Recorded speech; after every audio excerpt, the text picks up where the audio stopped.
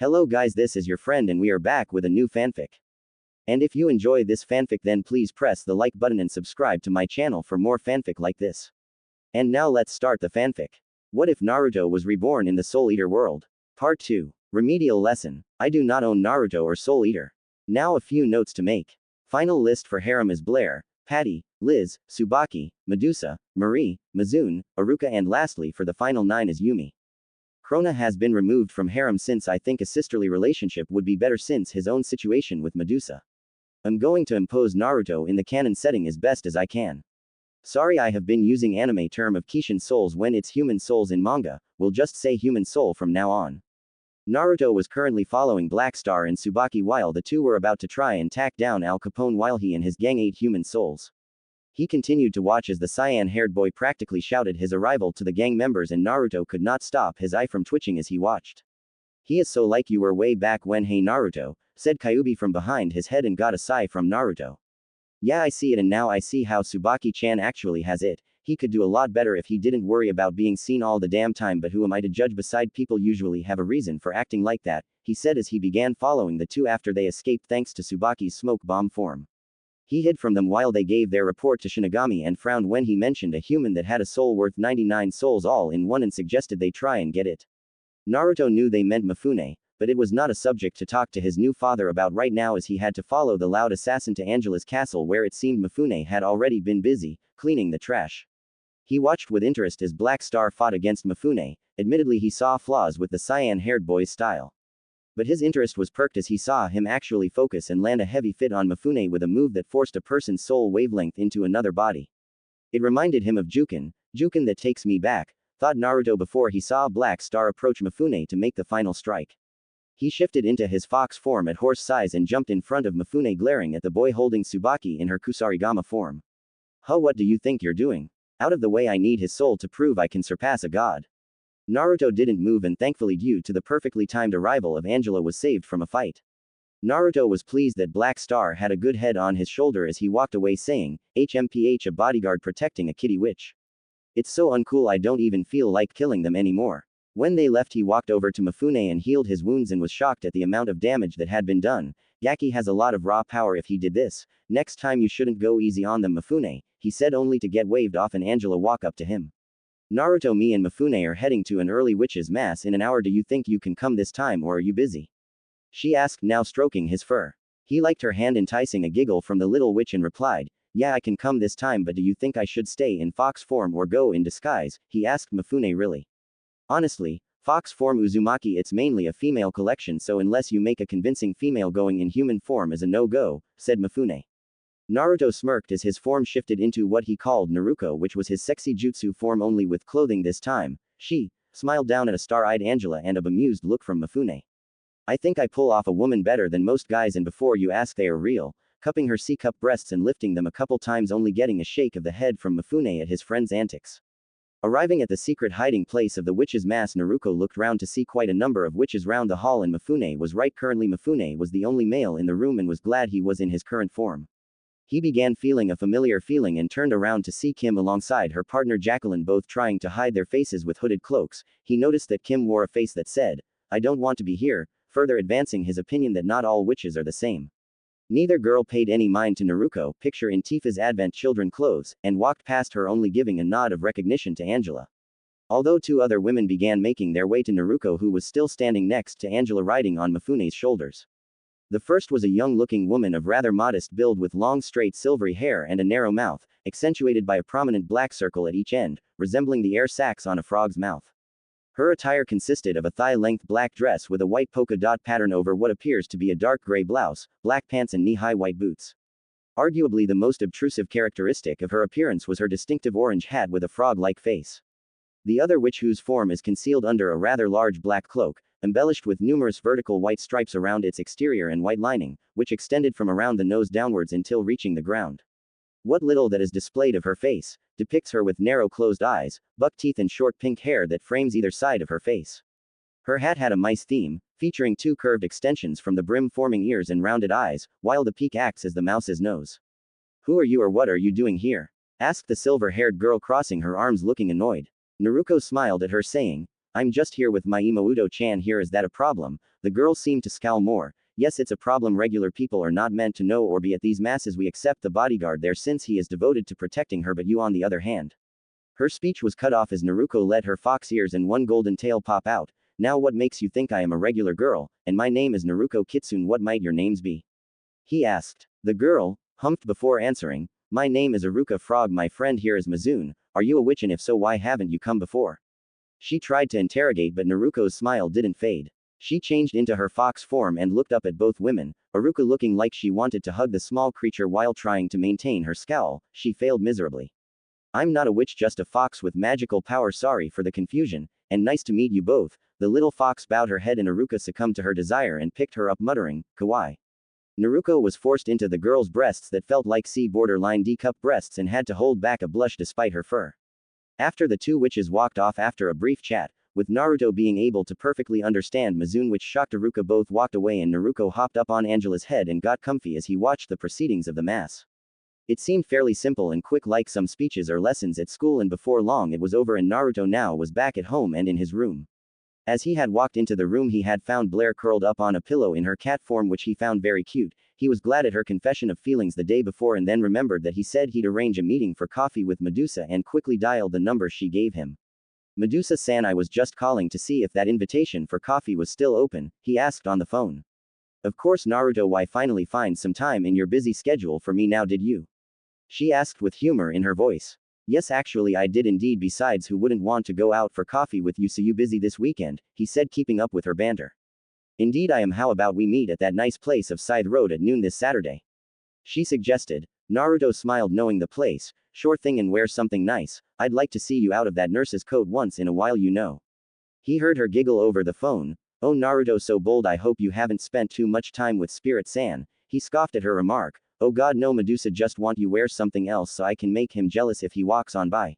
He said, laughing while he imagined his face.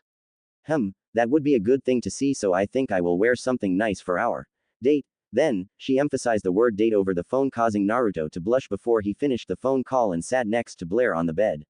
Said cat felt the bed move and woke up slowly. Naruto-kun, she mumbled, wiping a paw across her eyes. He picked her up and held her to his chest, which she immediately snuggled into. Sorry if I woke you, Blair-chan. Did you have a nice sleep in your new bed? He asked as he stroked her head. Blair was fine. Your bed is comfy, Naruto-kun.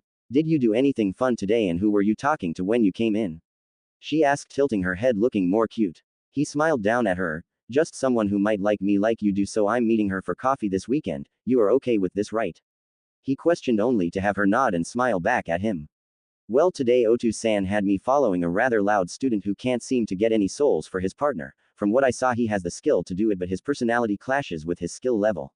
He tried to go after Mifune-san and fought quite well, and later on we went to the witches' mass where I met a couple of witches who seemed quite nice. But I can tell you more later, Blair-chan. It's about time to play today's song. He got up from the bed and, still holding Blair, he used Shunshin to arrive on top of the academy. Naruto had continued to play on the roof of the academy, as when he played there the whole of Death City could hear, and it had turned out Blair had a good vocal range for some tunes he played.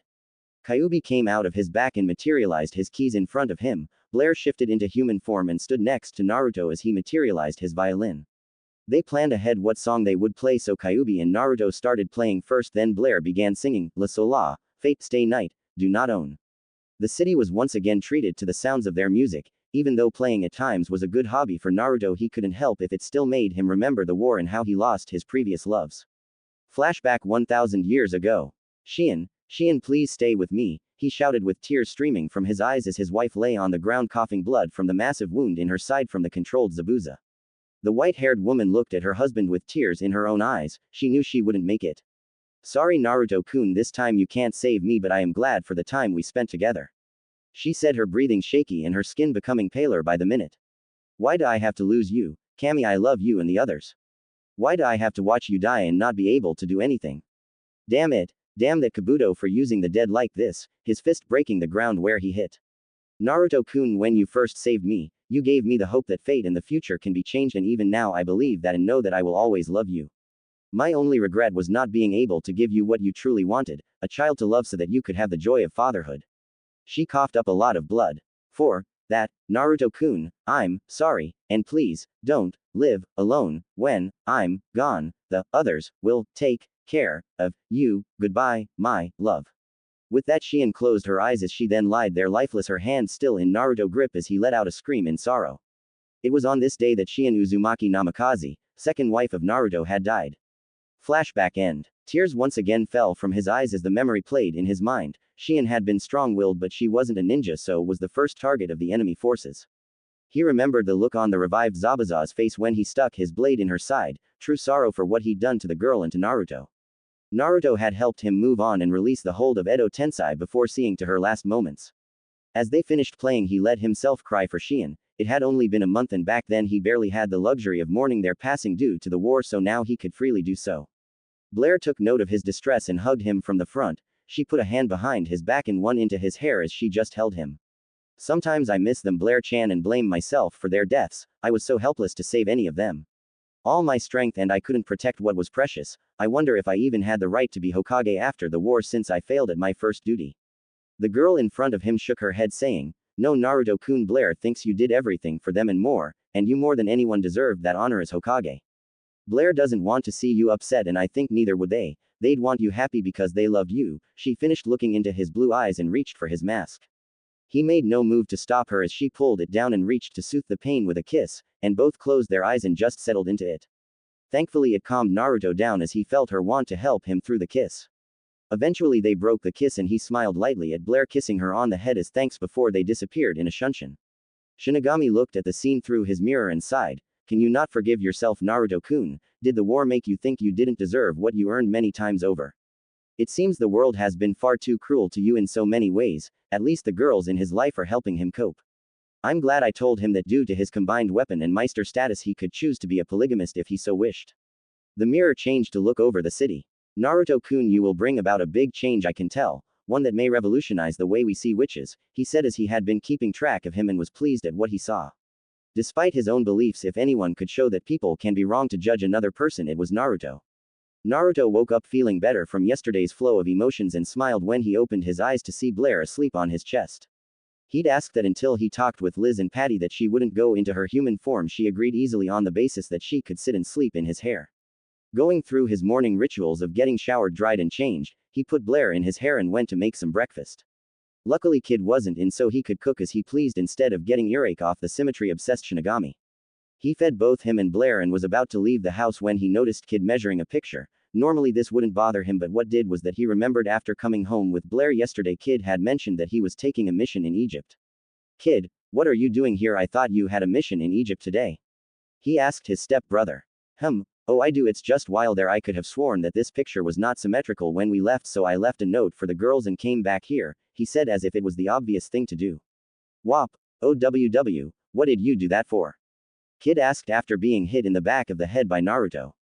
"Are you telling me that you left two girls, albeit weapons, all alone on a mission even though you are their Meister, just to check on a painting's placement?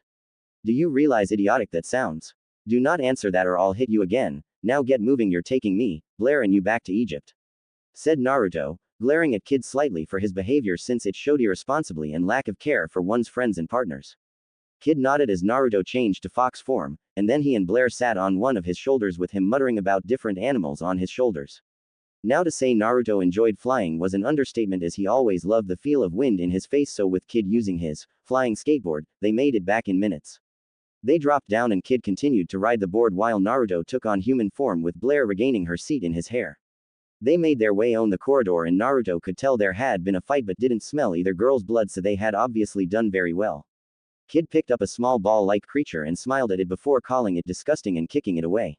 Once inside the main room, Naruto's eyes were twitching at the sight that looked like it had come from his godfather's work. Liz and Patty were all tied up in bandages and the clothing had been pulled off, exposing their panties and most of their bodies. "Sorry for barging in," said Kid as he tried to walk away only to get hit again by Naruto and being shouted at by Liz. Naruto formed his staff and extended so he could cut through the bandages and free the girls, who gave him a thankful look before transforming into gun forms. 30 seconds later, Naruto was face-palming himself at Kid's inability to attack the sarcophagus due to it being symmetrical. The bandages tried to strike the small Shinigami but were stopped by Naruto spinning his staff, blocking all attacks. "Kid, either you snap out of this or so help me I will put every painting in the house off by 3 centimeters and will do so for a week," He shouted, getting nothing, and was about to take down the walking band-aid until it started to come out of hiding, revealing a very odd-looking mummy reminding Naruto of the one he saw in the Chunin exam. Oddly, Kid took a look at the mummy now and grew furious at its lack of balance on left and right and began shooting at it like a madman. Naruto rolled his eyes at this and merely took Blair from his head and began stroking her. When Kid was done, he had managed to blow a massive hole in the side of the pyramid that Naruto believed would make the place structurally unsafe after a while. He congratulated Kid, then told him his threat would be carried out and he wouldn't tell him when the week started, causing the boy to freak out. "So you girls okay then?" he asked the sisters, who were happy to be out of the place. Well, Liz, mostly Patty, was playing in the sand. "Yeah, and thanks for defending Kid back there. I know he's annoying when it comes to his obsessiveness, but it's who he is and we look after each other," said Liz. "You're right, I just find it irritating that he left you both on your own like that. I don't want anything to happen to you or Patty-chan because I care for you both, like Blair-chan here," he said, gesturing to his furry friend in his arms, who smiled at the girl. "Also, you, me and Patty-chan have something serious to discuss when we get back home. Hopefully it will make all three of us happy," he said, getting a confused look from Liz and a raised eyebrow from Patty. Patty got up and walked over to Naruto, looking at the cat. "Can I hold her, Naruto-kun? She looks so cute," she asked, and Naruto looked at Blair, who gave a nod, to which he passed her into her arms and she began petting her. One thing was for sure, Patty would most likely get along with Blair just fine if he guessed right. "Well, girls, say farewell to the beautiful, perfect Anubis," said Kid, admiring one more time before it suddenly collapsed on itself, getting laughs from Naruto, Blair and Patty. Kid went into sad mode and Liz merely shook her head at it all.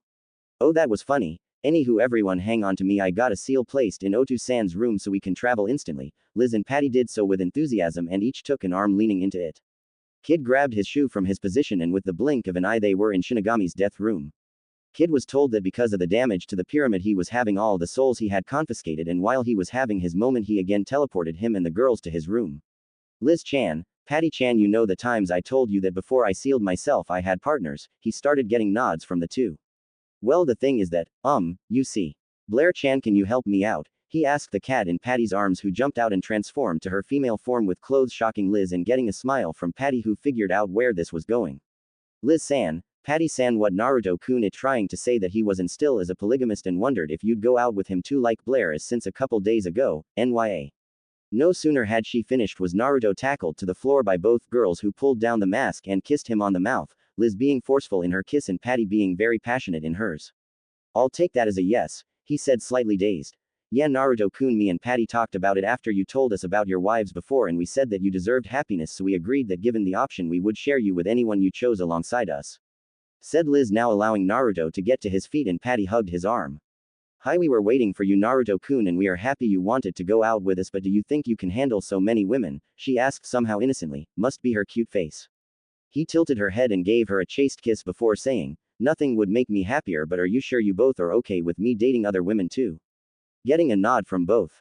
"That's that then, and I don't know about you, but I'm a little hungry. How about I do some food for us?" There was a collective "yeah" from all three as they walked to the kitchen so he could get cooking. After going through his morning rituals again, Naruto was about to head for the academy when he saw Liz, Patty and Blair at the front door. He knew why they were there. He lowered his mask and gave them a kiss for goodbye. Blair had said she was going to her new job she had gotten yesterday after they had eaten, as he quickly teleported to the classroom and landed in his seat to find Maka and Sol already there. "Morning, Maka-san. Sol-san, you both alright?" he greeted. Maka smiled before turning back to her book, and Sol grunted a hello. "Why do you always get annoyed at me when I speak when you read but not him, bookworm?" said Sol, annoyed since earlier Maka found Sol to be oversleeping, so dumped a bucket of water on his head to get him up. She slowly closed her book before saying, "Maka, chop," hitting him with the spine of her book. "Doesn't matter now, talk," she said as she opened the book and read the book again. Naruto and the now manifested Kyuubi found it humorous how the two acted, but both listened into Sol's tale of the zombie attacking students. Naruto did remember hearing the rumor as well and wondered what about it was true, as thses kind of rumors usually have some truth to them. Before either of them could ask, Sol both groaned as Spirit walked into the room and began staring at Naruto over the stunt he admitted to earlier in the week. "Good morning, class. Now let me tell you that I won't be taking attendance since it's a pain and that the bell doesn't say when the class ends." "I do," he said, trying to look cool for Maka. Maka could only sweat drop at her father's antics, and Sol shouted, "Oi, Death Scythe, are you going to be our new homeroom teacher?" Spirit shook his head. "No, I'm a substitute until someone replaces the one who died, and call me Death Scythe sensei, idiot." "Now I'll take attendance," he said, only to get Sol shouting again, "Hey, you said you weren't going to take attendance." Again he shook his head. I'm not doing attendance for the guys, only the ladies. Thud. Came the sound of Naruto and Kyuubi banging the heads against the desk. Is there a problem, Uzumaki? He asked, only to get the response from both Naruto and his partner, Ero-sensei. With that the class began giggling. I'd be careful, Uzumaki, I might give you detention for that or that stunt you pulled. He said, annoyed at the term he was given. What stunt do you mean? He asked, sounding clueless, getting a giggling Kyuubi and a tick mark on Spirit's head. That reminds me, you Maka and Soul need to see Shinigami-sama in his room, don't worry about class, shoo. Maka and Soul began making their way out and Naruto just vanished in a yellow flash, much to the amazement of those who hadn't seen him do it up close. Before long Maka and Soul were in the death room and were walking down the line of guillotines and had met up with Black Star and Tsubaki before calling Shinigami-sama's number, 4242564. Call this number when you want to call on death's door. The face of Shinigami-sama appeared on the mirror. Hi, welcome, how is everyone? He said, but Maka raised her hand and said, but Shinigami-sama, Naruto isn't here yet. Of course I am, you just don't notice me yet, Maka, said Naruto from directly behind them, all of them shouting, Ga, in surprise.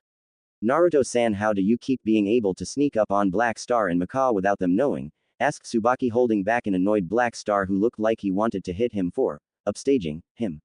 Trade secret, Tsubaki-chan, but back to business. What do you need, Otu-san? He said, focusing attention back to the matter at hand. Hi, Maka-chan, Soul-kun, Black Star and Tsubaki-chan, you will all be doing a remedial lesson with Naruto-kun supervising you, he said, getting a grunt from the two males and sighs of relief from the girls since they knew Naruto was at the top of the class and making good progress in soul hunting. It then hit Maka what he had said. What a remedial lesson, you mean for stupid people? She shouted. No way, I'm going to be the strongest death scythe ever. I'm not taking a class like that ever, Soul said. Guys, you do remember what the jobs of weapon and meister are, right?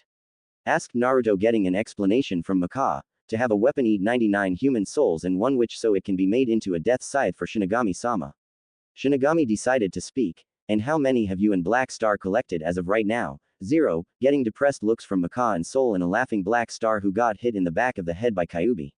Now I'm sure you have heard the rumors of Sid-sensei being turned into a zombie and is attacking students. He has become a danger to students since his death and attacks them to get a sense of self-satisfaction now that he doesn't fear death. But also the person who turned him into a zombie is probably pulling the strings behind the scene. All of them nodded. So we just have to take his soul, right? Cheered Black Star. Hi, that's exactly right. However, if you manage to fail this remedial lesson, you four will all be expelled and your supervisor will have his souls taken from him. Now go, I'll be cheering you on, bye and good luck, said Shinigami. Maka was shaking in fear of being expelled. Soul was annoyed at the prospect. Tsubaki had a worried expression and the other three didn't change. Black Star was being Black Star, but Naruto and Kyuubi didn't mind if their souls got confiscated as it meant more chances to see the world. Hook Cemetery, what a pleasant name for a graveyard, said Kyuubi, getting a nod from his partner. They could at least add some greenery around here, just 'cause it's a graveyard doesn't mean it had to be so gloomy. And why is the moon laughing? Naruto questioned while Maka had gone into a kid-style depressed mode and the two other boys joking with each other. Hey Soul, let's piss of Sid-sensei's grave, said Black Star, yeah, and drop a poop on it while we're at it. This suggestion earned them both smacks on the back of the head by Naruto and Kyuubi. There will be no desecrating the dead's graves while I am here, honestly show a little respect like Tsubaki-chan here, said Naruto, getting the girl to blush. Naruto, we are not alone here, I smell moving something, said Kyuubi, getting Naruto to form his scythe as Kyuubi went back inside the seal.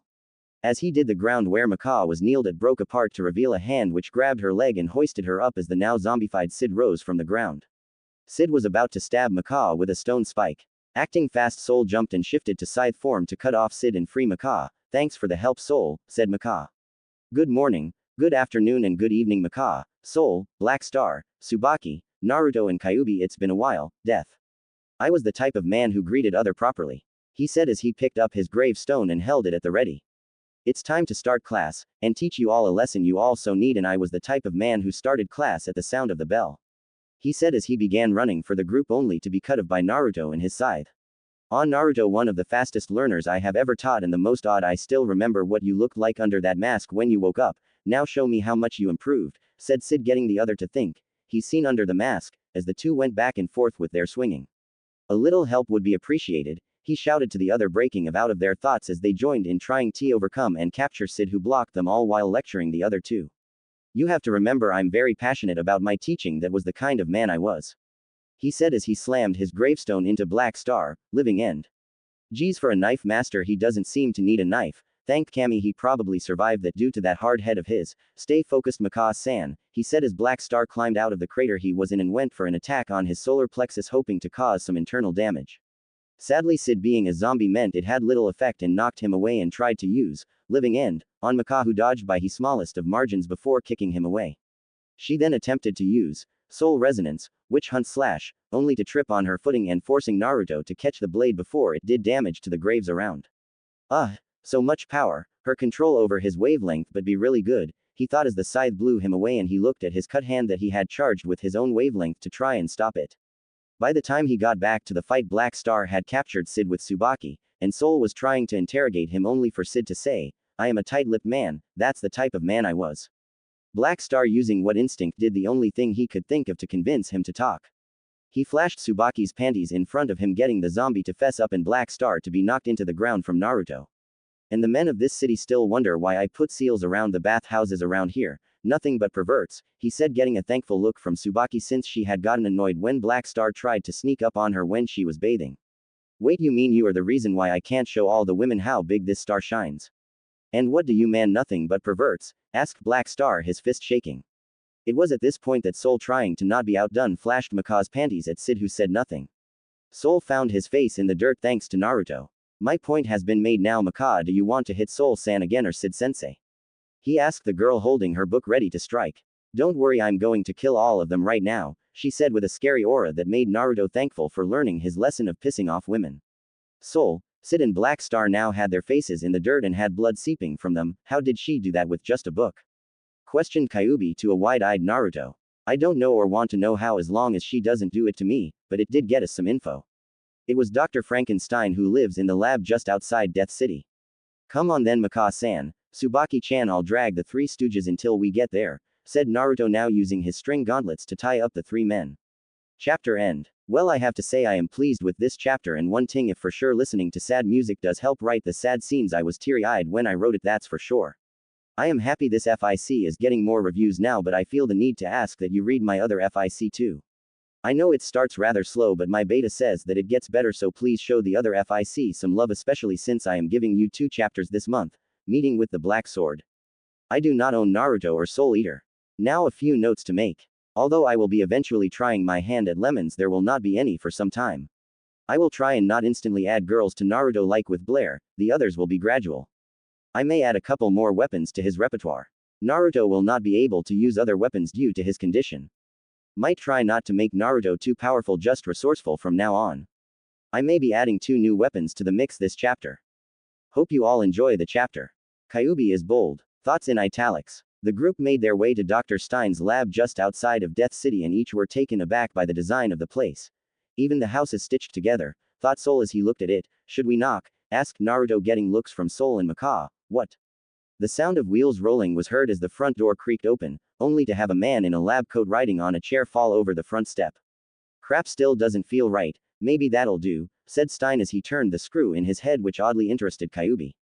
Naruto, he began to ask. No, you can't put a screw in my our you own head, it won't look right, he said quickly. The fox huffed, muttering it looked like it could be fun to freak people out with. Let me try that again, said Stein as he went back inside to try his entrance again. Naruto couldn't help but laugh as it reminded him of Jiraiya when he first introduced himself. He continued to laugh lightly as Stein failed his entrance and asked, did you want to see me about something? Reminding the others what they were there for. Yeah, I'm here to take your soul, said Soul getting his toothy grin on. Ah, Shibuzen students correct? He asked. It's you who's been attacking students. Do you have a grudge against the school? Maka asked. Not really, my reasons are simple. Observation and research, nothing more than that. Curiosity, that is what drives me. To me everything in this world is a research subject including myself, he said, sending shivers up everyone's spine.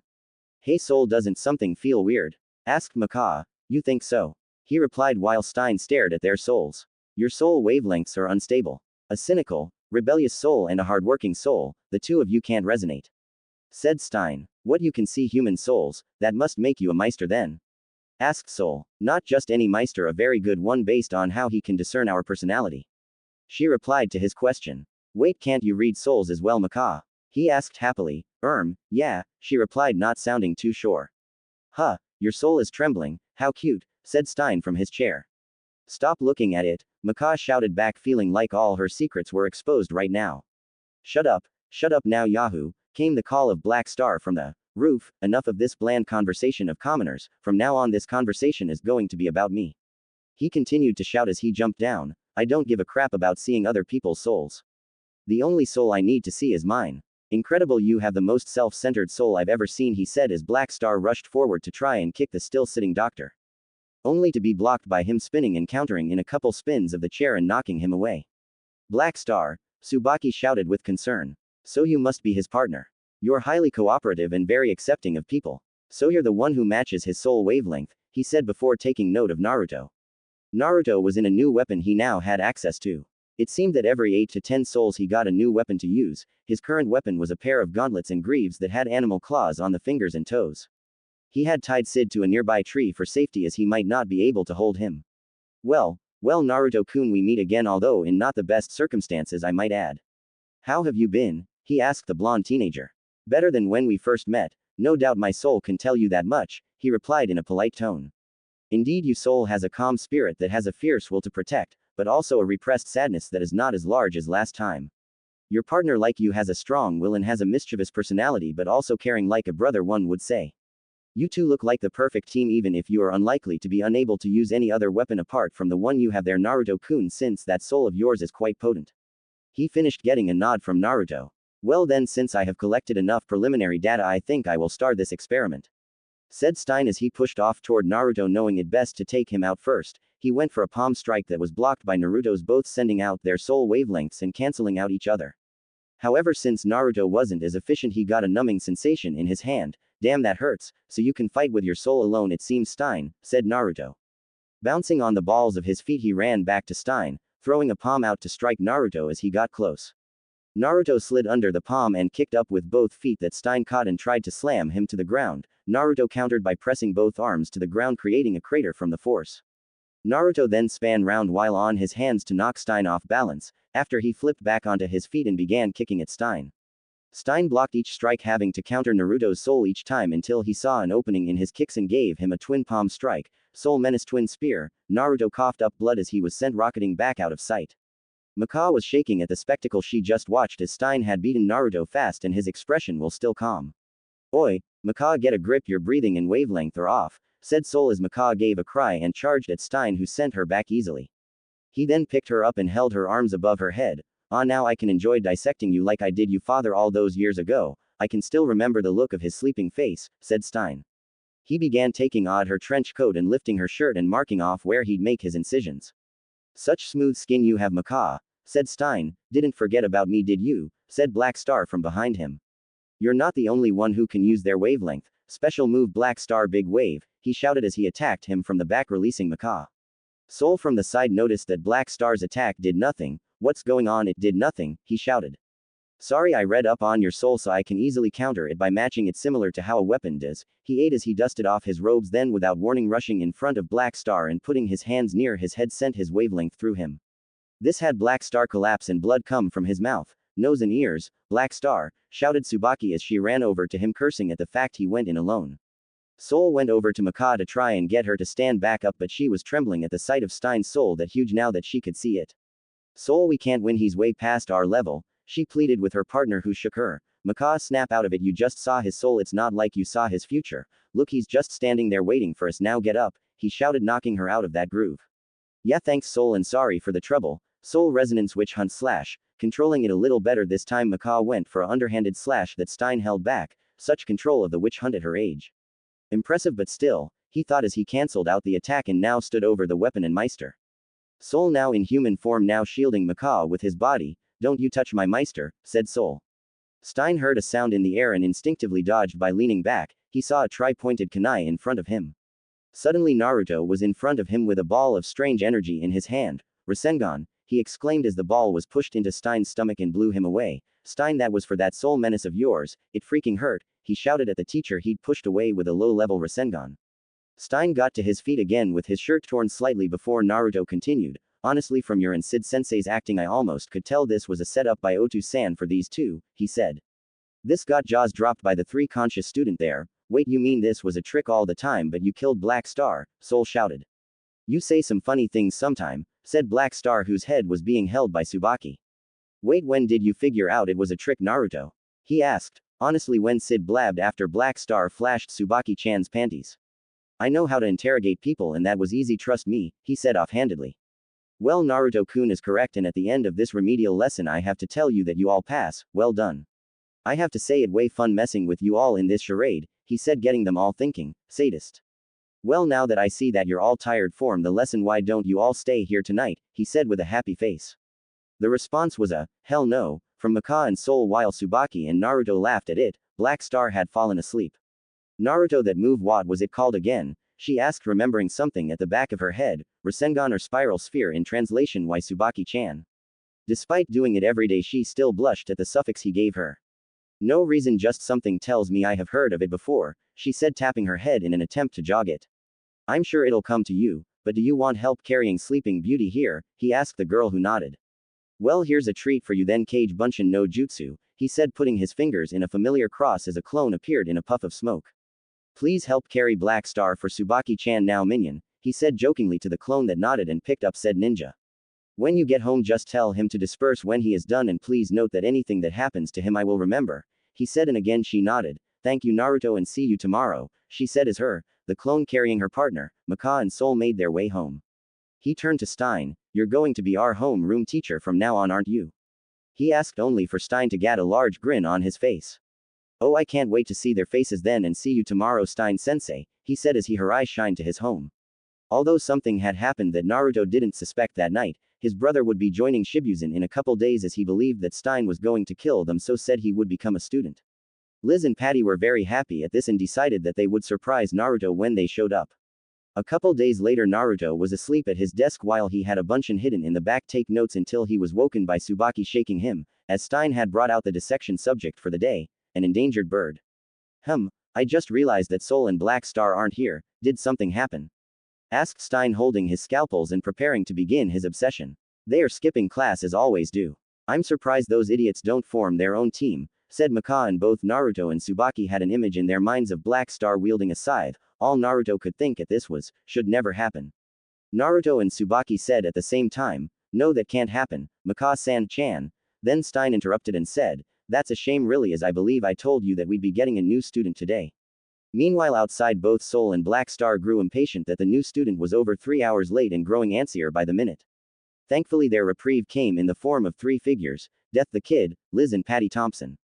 Wonder what's Naruto-kun's expression will be when he sees us all. Hey Patty.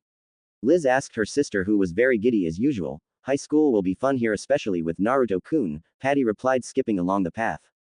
I'm just glad that Chichiyu designed this school to be in perfect symmetry. It's absolutely perfect in form, said Kid, admiring the building in front of him. He then took note of the male sitting in front of the building. Hey, are you the one who's going to show us around here? He asked Soul. Late on your first day and now you want me to show you round? Talk about riding on your parents' coattails, your dad's must be 7 feet long, he said sarcastically. 7 feet, mumbled Kid before going into a rant about saying it should be 8 feet. Black Star then began proclaiming his greatness from one of the school's spikes on the side, claiming, I don't care who you are. I can't stand you trying to show off more than me, he said before the spike he stood on broke off. As you can imagine, this pissed off Kid, as the building was now off balance thanks to Black Star, so he claimed that he had to be punished and told the sisters to take weapon form. Sigh, first day here and we're already getting into a fight, muttered Liz as she took form. Not long after, the classroom was abuzz with students taking notice that Black Star and Soul were fighting the new kid.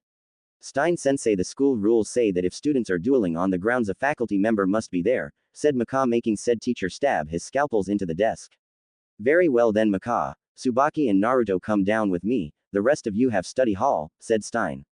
Once they got outside, Naruto face-palmed at his step-brother's actions and knew this had something to do with symmetry, but was able to get a good laugh when Black Star tried to use Soul in his scythe form and cut his head open. They can't fight together as they cannot sense each other's wavelength. Before they can fight the enemy, the Meister and the weapon must face each other's soul, said Stein, gaining Naruto attention. Strange, since because they are such good friends you'd think they'd match better. Instead of that, said Naruto as Black Star tried to force his wavelength into Soul, causing him to spit up blood. When it comes to the soul and the matching of wavelengths, it can be more complicated than expected. I'm sure that you and Kyubi had trouble matching up at first, said Stein, getting them both to sigh. Yeah, Naruto was very loud and annoying at the beginning and I was arrogant and stubborn so we didn't get along, said Kyuubi. It took me giving him a beating and a long talk before we could see eye to eye. But despite how our partnership started, I'm glad to have him by my side. He's been there for me when we went through some really bad times, said Naruto as Kyuubi squeezed his shoulder comfortingly. Both shuddered when they saw Soul and Black Star have a Guy and Lee moment. Why must we be reminded of those two? Even at my age they still creep me out, said Kyuubi. Could be worse, imagine them in matching outfits, said Naruto, and both picture the two now hugging student in spandex. Never suggest that again, said Kyuubi, firmly getting the response, agreed, from Naruto. Sorry Naruto, but who are you and Kyuubi talking about? Asked Tsubaki, directing attention away from the mental image. A couple of martial arts masters I knew back home before I moved here. Despite not being related, they looked like clones and dressed the same, he said, happily remembering his friendship with Lee. Oh, I see. Just one more thing, Naruto, is it still you playing that music over the city sometimes? She asked, getting Maka's attention now, but before he could respond the sound of a gun firing could be heard and, sorry my finger slipped, from Kid. They watched as Kid went to blast them with his death cannon mode only to then collapse for no reason whatsoever. I wish he would curve that OCD of his. I don't know how those two stand it, said Kyuubi as Naruto began slapping his face in an attempt to wake him. Yo, what's up all? Came the voice of Shinigami from behind them. Not much, Otu-san, just Kid showing a bit of his skill and also his weakness, said Naruto as he picked him up and held him piggyback style. Geez, Kid can be such a bother. Oh well, I'll be taking Kid and the other home now, bye-bye, said Shinigami as he and other walked with him. I wonder what Naruto, Kyuubi and Shinigami-sama souls look like, though Maka, as she used her soul perception to see for herself, and she saw Kid, and the sister's soul is rather small, but Naruto's was much larger, about the same size as Stein's was when they fought. It was orange, has the spikes of his hair but had what appeared to be ears on his head and tails behind it. However, what mystified her was that she couldn't see Kyuubi's of Shinigami-sama's soul but thought, whatever, and walked away unaware that Shinigami's was the size of the whole city and Kyuubi was roughly a quarter of that size. Naruto was waiting at the coffee shop for his date, enjoying the looks he got as he drank his hot chocolate through a straw. You look like you're having fun, Naruto-kun, came a voice behind him. He turned to see Medusa only wearing a black and yellow dress that showed off a little cleavage and all her curves. Well, you do dress to impress, it seems, Medusa-san, said Naruto, thanking Kami. The mask didn't show his blush as he got up and brought out her seat to sit down on. I thought about what you said and figured why not, you only live once, she said as a waiter came over and took their drink orders. I have to admit, Naruto-kun, I was surprised when you called me. I figured someone as young as you wouldn't dream of going out with someone older, let alone one of the faculty staff here, she said, getting a chuckle from her date. Age is but a number. Besides, if I didn't date someone based on just their age, I might miss out on something great. Experience can tell you that much, Medusa-san, he said, getting a giggle in return.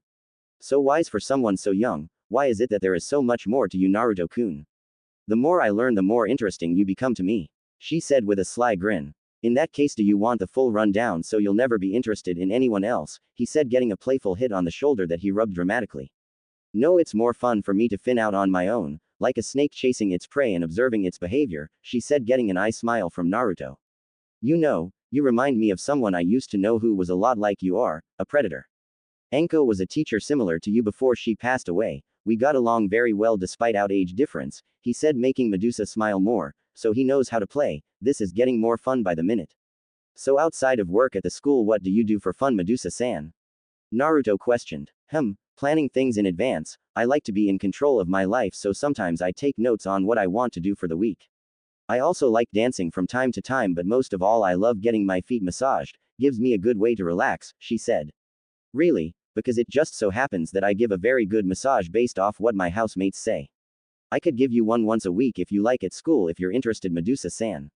He said, resting a hand on his chin. Oh, and which of your housemates would they be, Naruto-kun? She asked. The partners of Death the Kid, Elizabeth and Patricia Thompson, the new students alongside my friend Blair who works at Chupacabra. They all seem to love my magic fingers, Medusa-san, whether it is a back rub of full body, there's smiles all round, he said, sipping his drink via straw. Quite the number of ladies there, Naruto-kun. Not cheating on me before we even start, how unfair, she said while giggling. My rules are different from yours, Medusa-san. Mine allow for multiple players that get a fair game, he said, cryptically, getting a wide-eyed expression from Medusa. Where I come from, those that plan alone but had two great players teaching them get multiple players in their game. You welcome to join in if you want, Medusa-san, said Naruto, wiping his mask of the crumbs of the muffin he ate while she was distracted by his message. A polygamist, who would have thought? Real question is, who comes first for you, Naruto? This is a game that has my attention, and now that you offered, I'll take first place, but not without some more info, Medusa thought, wondering how to get info on the other girls to find out where they stand. Wait, did you just eat that without lowering your mask, Naruto-kun? She asked, only for Naruto to turn his head away. Maybe. Why, you've already seen what's under it, he said back. She pouted at this. Maybe I just want to see you pretty face again. You really are quite handsome under that little bit of cloth, she said, staring at his face, imagining the whisker marks in his smile. Who knows, perhaps if we leave and take a walk I might let you take a peek, but you have to let me decide where we walk, okay? He smiled, saying this due to the fact that people like Medusa love to be in control, so him doing this is a form of dominance over her personality and proving himself to her. Took him longer to figure it out when it came to the other girls like Anko and Tayuya. She huffed at his request. Fine, but you better let me stroke those whisker marks of yours again. I love to hear you purr, she said sweetly. Naruto nodded and left money for the bill and gestured his arm for Medusa, who took it happily. As they walked through the park, Medusa was still trying to think of how to proceed with Naruto, as his personality was unpredictable. On the one hand, he was calm and collected when at school, but when he was with her he became flirtatious and playful, but now as she looked into the corner of his eyes she saw something more. She still wondered about the brands on his back. She had never asked, as she figured that it was a very touchy subject. After some time they made it to a clearing in the city and one of the few grassy areas surrounded by trees. He was glad he had found the place, as it gave him a chance to reconnect with nature like with his training. He'd have loved to see the toads again, but it seemed after 1,000 years the toads had long since passed on. All he got from summoning was smoke. The sun was above them, so the light shone down through the trees, lighting up the area. The clearing had a small cliff that overlooked some of the city. He sat down so their legs dangled over the cliff's edge. What do you think, Medusa-san? Asked Naruto, looking at the women next to him. It's a very nice view, but could you stop using the san suffix? Makes me feel old, he requested, hugging his arm. Of course, Medusa-chan, it's no problem as long as you explain if anyone asks. He said, smiling before turning back to the view. Looking out at the world like this reminds me of my old home. You see, I had a spot where I would sit and look out to the world. This place is like that, it lets me see the world, which I swear I will protect, and all those that are precious to me regardless of whom they are, he said with a far-off look in his eye. You have never talked about your home, Naruto-kun. Why is that? Was it that bad? She asked, genuinely curious. He shook his head. No, that place held some of my most memorable people, but I'm the last of the village now. Some time after I left it became forgotten and everyone I knew became lost to me too. It's funny though, sitting here I remember it as clear as yesterday, but I know I can't touch it. He ran a hand through his hair as he pulled the mask down. Some things are beautiful precisely because you cannot touch them. That is how I see my old home now. Alongside those I lost, a beautiful memory preserved in both my mind and in me. A few tears ran down his face as the faces of his loved ones flashed in his head. None of you will be forgotten, or replaced. For any girl I choose will someone you would all approve of, and I will care for them whoever they may be. Blair, Liz, Patty, Medusa-chan, he thought as a hand wiped the tears from his face. Are you alright, Naruto-kun? Medusa asked with a worried expression. He gave her small smile. Eventually being away from home gets me still, just wished I could have seen it one more time. But I think it's time I get you home, Medusa-chan, he said, not wanting to fully break down in front of her. However, Medusa was very good at reading body language, so could see the signs that Naruto was repressing sadness. So she did something she didn't expect for herself to do. She kissed him quickly, then pulled his head to her shoulder. Don't lie, you might fool others, but as a nurse and your friend I can tell you better, so let it out, Naruto-kun, please. She said as Naruto sobbed into her shoulder. He still had nightmares remained at night, and every time he see the village burning and heard the screams from his home. Kyuubi could only do so much and could block them half the time. It was a surprise he didn't become an insomniac. Medusa was confused over her concern for Naruto. Normally she looked at things from a distance, but this one person had become close to her despite this. She felt relaxed and safe in his presence, plus he wasn't a pervert like other people who spoke to her. Seeing him now at his weakest, her actions were those of someone who cared for another. Although honestly she had grown fond of the blonde-haired student and wanted to see that same smile he gave her when she first saw his face. Eventually his tears stopped and he looked into her face with puffy eyes. Thank you, Medusa-chan, I'm sorry you had to see that, he said, hiccuping a little. She rubbed his whiskers to help calm him down more. You don't have to be sorry for that, Naruto-kun, I'm happy to be here for you, she said, smiling, and went to kiss him again. He accepted her affection as she held onto his face. She obtained dominance in the kiss with her tongue like a snake. Before he could get too into it she pulled back. He whined at the loss of lips. Now Naruto-kun, I gave you a taste, but you'll have to work if you want more. She said. He smiled back at her. Thanks, Medusa-chan, thanks for being there. I'm glad I met you, honestly. Makes life more interesting and I hope we can do this again sometime. But I think this brings us to the end of our date, so why don't I walk you home then, Medusa-chan, he said as he got to his feet and helped her up. I'd be more than happy to go out with you again, Naruto-kun, just as long as I'm not busy working or messing with something, she replied as they walked back to her temporary house in the city. When they got to their house, Naruto turned to Medusa. Till next time, Medusa-chan, he lowered his mask and gave her a quick peck on the lips before vanishing in a yellow flash. Indeed, Naruto-kun, until next time, but I wonder what I will learn next time, which reminds me I should look at those sisters he mentioned just to see who else is playing the game with him, she said to herself as she walked into her house. Naruto stood in front of his father's mirror with Stein next to him in the death room. Naruto-kun, Stein-kun, I need you to go with Death's side, stop the demon sword before it awakens as a Kishin. I'm counting on you both. We can't let another Kishin be born in this world, said Shinigami, getting nods from the two Meisters.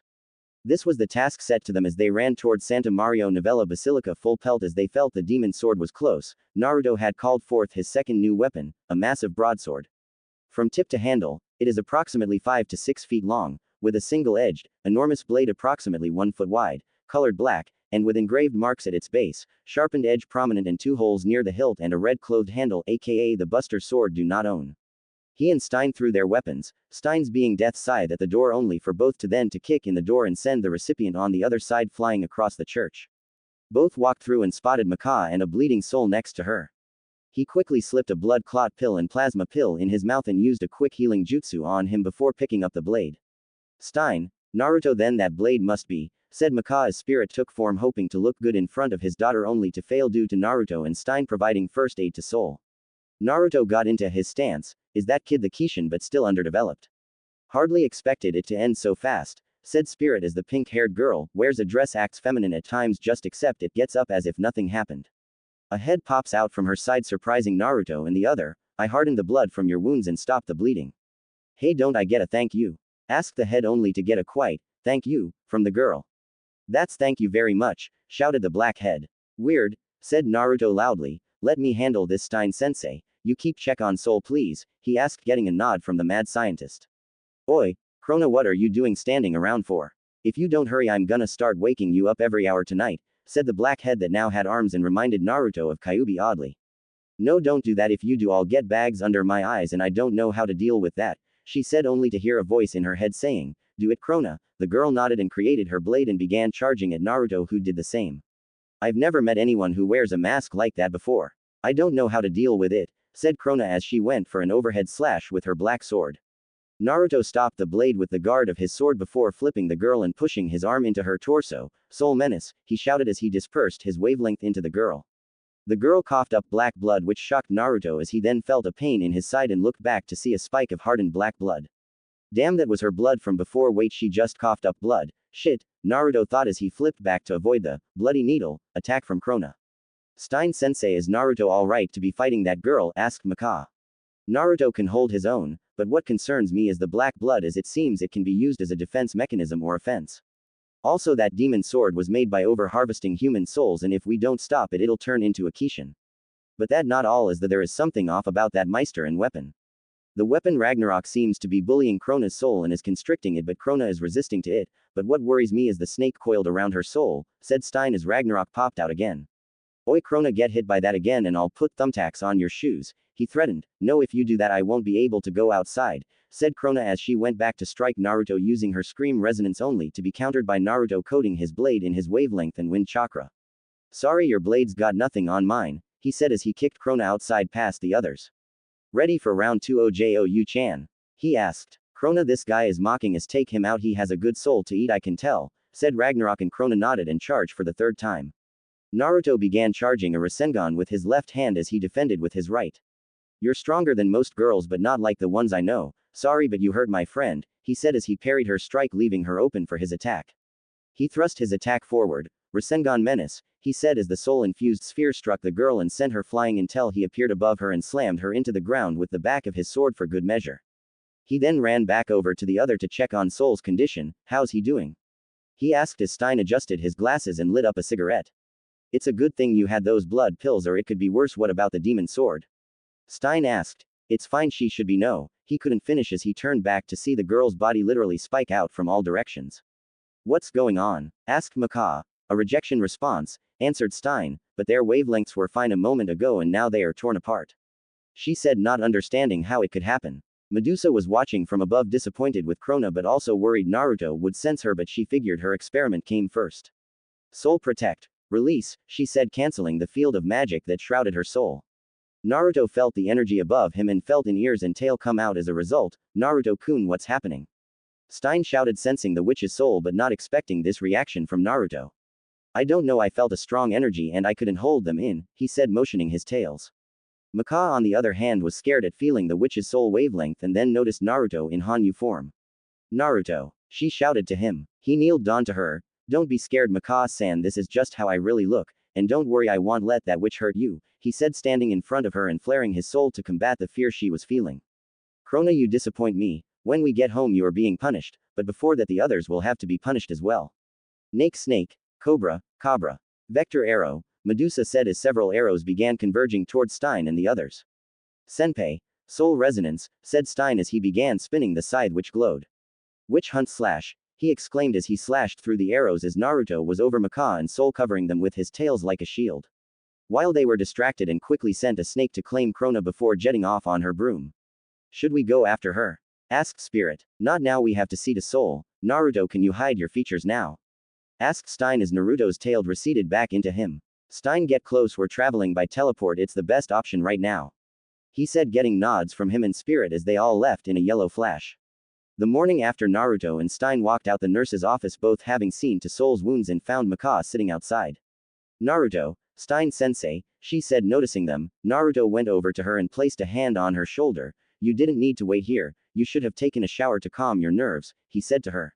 She got to her feet. Is Soul okay now? She asked, getting smiles from Naruto. Okay, I smile, and Stein. Yes, the surgery went fine with Naruto-kun helping out, all he need is a good bit of rest and he'll be okay, he said, relieving the girl. Can I go see him? She asked. Sure, I'll walk you in, said Naruto. As he walked past he sent a silent message to Stein saying, I won't tell her, as the two walked in. Maka stood next to Soul as he had a blood drip. She began to sniffle, thinking how she almost got Soul killed. Best not to think about it, Maka-san, said Naruto, bringing her out of her thoughts. She opened her mouth to speak only for the door to be kicked in. Black Star ran in and jumped on Soul's bed and began shaking him. Soul, my friend, wake up and open your eyes. My smile will be the source of your energy, he shouted, but was stopped as both Naruto and Maka smacked him on the head, except Maka used a book. I'm sorry, Maka-chan. Naruto-kun, Tsubaki apologized, getting a warm smile from Naruto, making her cheeks flush a little. Oh dear, the door has been broken, came a voice that Naruto knew all too well. Things certainly are lively here, said Medusa as she walked in and smiled at Naruto. Hello, Medusa-sensei-chan, said Maka, Tsubaki and Naruto. Naruto-kun, said Medusa. Could you please get your friend to let go of my leg? She asked while Spirit was hanging from her leg. You want to take this one, Maka-san? He asked the girl who had her book raised ready to strike the man. Gladly, she answered. Medusa walked over to Naruto and gave him a kiss on the cheek over the mask. She noticed how Maka was shocked and Tsubaki looked like she wanted to cut her. Medusa-chan, is this really the place? Naruto asked while blushing from the affection, not noticing Tsubaki's expression. Sorry, couldn't help it, you always look so handsome, she said, smiling as Naruto had to dodge out the way of an angry spirit before knocking him out. Putting that aside, it looks like Soul-kun is in pretty bad shape, she said, sympathetically. It was my fault, said Maka sadly. Only for Medusa to grab her shoulders. Cheer up, you'll get stronger, Maka-chan, said Medusa as she walked toward her desk, no one seeing the evil glint in her eyes. Chapter end. Phew, another chapter in the bag, and I'm pleased how it went. Although a little unsure of the emotional moment for Naruto, but what the hey, we have Medusa more in his life now, yeah. Sadly, Tsubaki may not be forgiving of what she saw. Hope you like the new weapons, and I already thought up soul resonance form for them for the gauntlets and greaves. Think the Beowulf weapon in DMC3 Don not own. Well, till next chapter, Wolf out Masamune. I do not own Naruto or Soul Eater. I will be adding some Naruto, Tsubaki moments this chapter. Note. When I mention Kiba I mean the manga version, not the anime version. Naruto was walking through the falls when he heard something from the library area. He walked into it to see Tsubaki sorting books into shelves. Now Naruto was no longer an idiot, so just looking at the situation, something was wrong.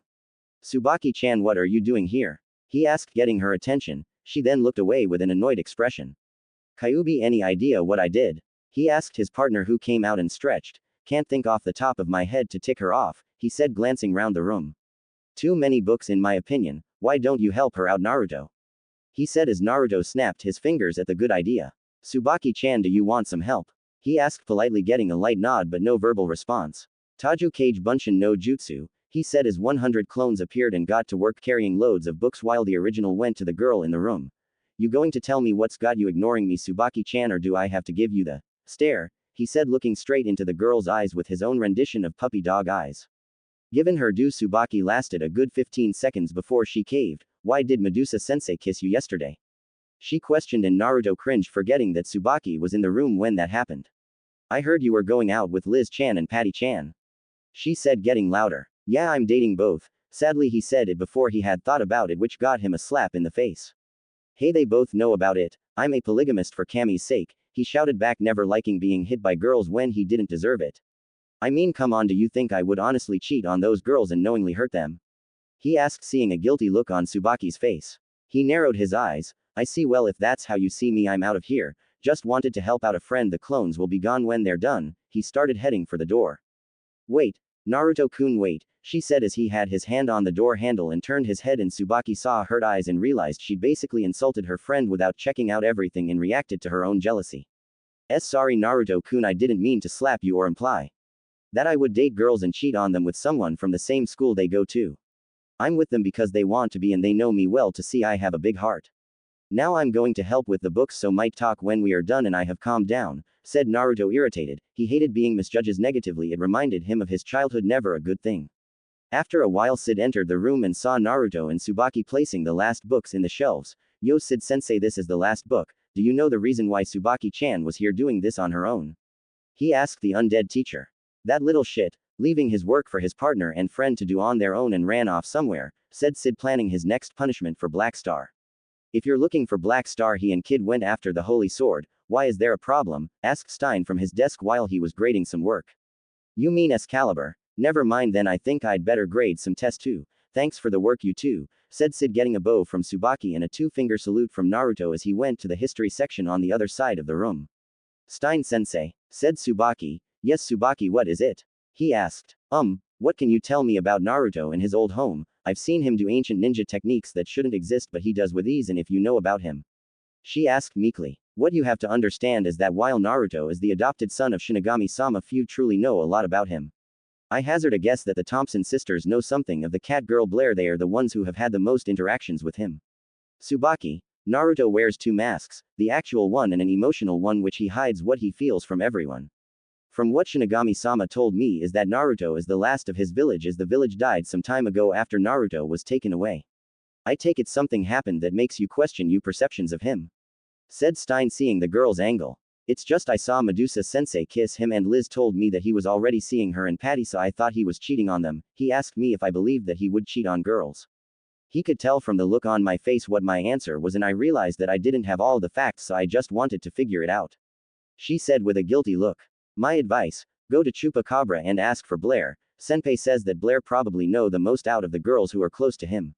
Talk to her if you want to know more, that's all I can suggest, said Stein, taking a drag from his cigarette. Tsubaki looked to where Naruto was, only to see a swirl of air marking his shunshin. Tsubaki decided to go find Blair before talking with him again, knowing Naruto probably still wanted to calm down.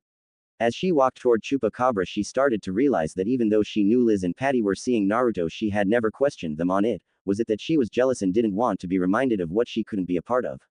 Was that the reason she accused Naruto, knowing that he was a good person and had even offered to help her out with homework since he was at the top of the class? These were the thoughts she had as she walked into the cabaret bar. Hello, is Blair in? She asked the person at the front desk. You're in luck, young miss. She's on break. I take this isn't for business because I think you're a little young, said the owner, cleaning the glass in his hands. He pointed over to one of the booths where Blair was enjoying a glass of milk. Hello, are you Blair? She asked, getting the cat girl to nod. I was wondering if I could talk to you about Naruto-kun. I'm Tsubaki, a classmate, she said, rubbing his arm. Hi, Blair will be happy to talk to Naruto-kun's friends. What you want to know, NYA, she said, happily patting the seat beside her, to which Tsubaki took to. See, could you tell me about Naruto-kun's past, please, Blair-san? She asked, feeling uncomfortable. Blair's smile dropped. Sorry, Blair doesn't want to hurt Naruto-kun by telling people about what happened in his past. Blair hates thinking about how sad it makes him, she said, holding the glass of milk in her hands. Is it that bad? His past, I mean? Tsubaki asked. Blair can tell when that Naruto-kun thinks of the past it's painful. From what Blair can remember, Naruto-kun lost several people right in front of him before he came here. Blair won't tell you the details except that Naruto cries in his sleep because of it, but I've noticed that it's less if I'm there. Naruto-kun hates being alone, Blair thinks, Blair said sadly, remembering the times he cried for the other when sleeping. Her holding him in bed did help, it seemed though. I have to ask Blair-san, you do know that Naruto-kun is seeing other girls beside you, right? Asked Tsubaki. Hi. Blair knows about that. He asked me if it was okay with me though. Me, Liz-chan and Patty-chan are good friends now and I can't wait to meet this Medusa Naruto-kun told me about, NYA, said Blair a bit happier. Tsubaki gasped and held her hand over her mouth seeing her blunder and stood up. Sorry Blair-san, I have to go, she said and ran out the club. Blair was tempted to follow but turned around to find Naruto dropping from the roof who hugged the girl. Thanks Blair-chan, I hope she finds boss. I doubt he'd want to lose a nice friend like Tsubaki-chan, said the Naruto bunshin. Blair hugged him back and smiled before giving him a quick peck. No problem, Naruto-kun. Blair is happy to help but Blair wanted to hit her for what she did, NYA, she said stomping her foot. Don't worry, she made a mistake like I have done many times, hopefully boss and Tsubaki-chan can get back on track. Which reminds me, boss wants to know what you'd like for dinner tonight since he's cooking, Blair-chan. The clone asked. Ramen with a side of fish, was her response, getting Naruto to kiss her after taking off his mask briefly. A girl who loves ramen like me, what more could a gut ask for, she said as Blair giggled and the clone went up in a puff of smoke. Tsubaki found Naruto on the top of the school playing his music with Kyuubi, Fate Stay Night, Kazuna, Do Not Own. She watched as he played with his partner and saw his eyes were closed like the time before. Is what Stein-sensei said true? Does Naruto-kun hide his emotions from the rest of us? I really need to apologize to him, she thought as his playing came to a stop. Hello Tsubaki-chan, I see you met with Blair-chan to learn about me. He said, shocking the girl, wondering how he knew. Yes, and I wanted to apologize for misjudging you Naruto-kun, I was wrong and didn't think about it before I acted, she said, bowing low to him. You really shouldn't bow to us Tsubaki. Me and Naruto, we accept the apology but we were disappointed that you thought that of him. However, given the context, not all the blame is yours, said Kyuubi, resting his arms on Naruto's head. He's right Tsubaki-chan, I figure that Medusa-sensei kissing me was a shock for you and not know the circumstances could make the whole thing misunderstood, said Naruto as he leaned on the side of the stone. Anyway, I'd rather forget the whole thing happened and put it behind us, no point in kicking up a fuss over a simple thing. Just make sure you have a good reason and evidence to slap me next time, he joked, the last part getting a giggle from Tsubaki. She walked over to stand next to him. How did you get to know Medusa-sensei? Out of curiosity, Sake Naruto-kun? She asked. Easy, after getting my physical here we became friends and chatted when I had some time on my hands. She's fun to be around, plus we enjoy teasing spirit over us being together, he said smiling. Tsubaki nodded, seeing how honest he was, but once more found her eyes drawn to the mask that Patty had seen under like her sister. Both refused to say what he looks like and were unfazed when Maka had told them about his fox feature when the witch was around, meaning they already knew. It seemed that for every one item they knew about Naruto was two more than anyone else. Naruto-kun. Yes Tsubaki-chan. He answered, the girl poking her index fingers together, which he found very cute. Anyo, can you show me your face under the mask please, she asked, and Naruto could see she really wanted this. Sure, he answered as he lowered his mask to reveal his face and whisker marks. She tilted her head and blinked when she saw the whiskers. Birthmarks from my mother's side, he answered the silent question. She nodded and reached to stroke them, like all girls did. Beautiful, she muttered. He smiled at her comment. When she was done he pulled the mask back up. Thank you Naruto-kun, and sorry, again, she said, shuffling her feet. It's alright, but like I said, next time get your facts straight. See you later Tsubaki-chan, he said before disappearing in a flash. Left on her own, Tsubaki only thought, I wonder if Liz-chan and Patty-chan would let me date him too. She then shook her head, trying to ignore such thoughts. The next morning Tsubaki and Naruto were shocked when two large items were left in the classroom addressed to Black Star and Kid, saying, I'll be waiting for you both, and the picture of a very odd-looking creature. A few days later Tsubaki stood in front of Shinigami-sama, the uncanny sword Masamune. At this rate he could become a Kishin too. Are you sure you want to do this? It will be a hard fight. The Reaper asked. Yes sir, she answered. As Masamune's younger sister I must stop him, she said with conviction. What about Black Star? He questioned. She smiled and said, Black Star says, I'll take care of his soul. You have a good partner Tsubaki-chan, but I'm sending backup for you just in case. Don't worry, he won't disrupt your mission, isn't that right Naruto-kun, said Shinigami, looking at the top of the arch in front of him as Naruto jumped down. Yes Otu-san, and I'll follow her orders as a sign of respect, he said, smiling at her through his mask. Okay, then head out when you're ready, and remember, I'm counting on you both, and good luck, he said as he waved them off. Several hours later in East Asia, inside of Needle Village stood Black Star, Tsubaki and Naruto, with Black Star standing on a small statue.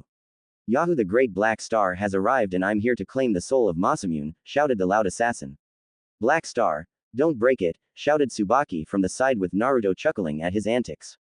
A big star like me has to come all the way out here, you should be grateful anyway. What's the uncanny sword doing in this village?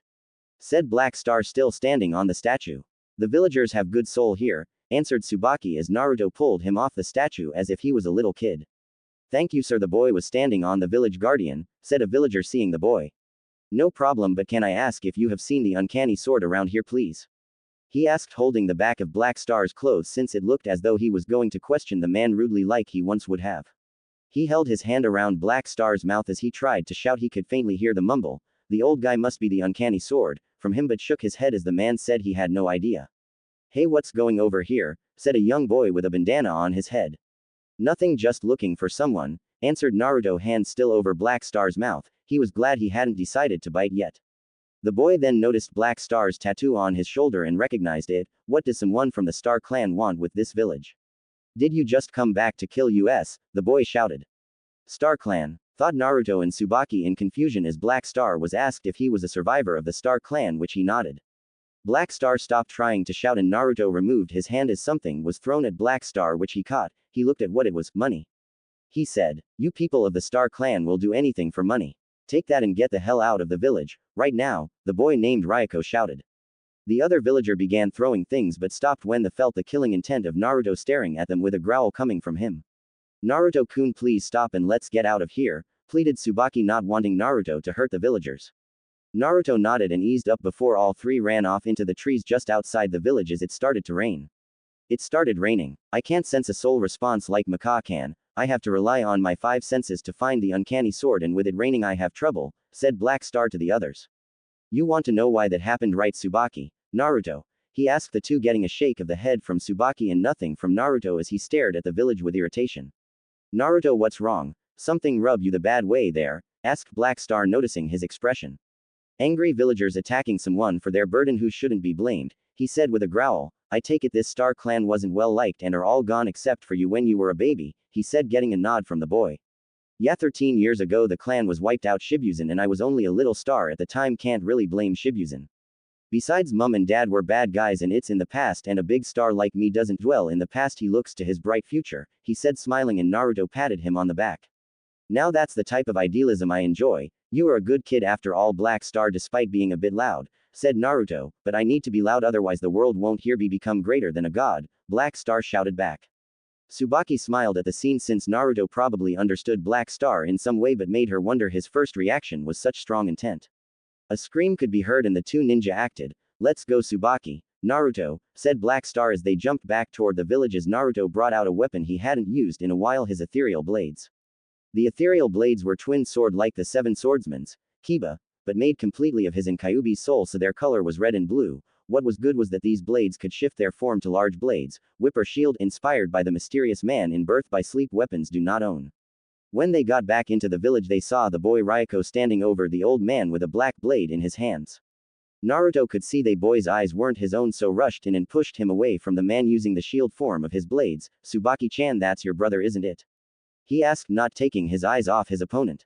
Yes, Ni-chan can latch onto a soul and control it before consuming it. The best thing for us to do is to have you or Black Star push your wavelengths into him to make him detach. I'll handle the rest, she said, becoming the Kusarigama for Black Star and Naruto holding his blades back-handed. I'm sorry for dragging you both into a sibling fight. It's the reason I joined Shibuzen in order to find him, said Tsubaki, now in weapon form.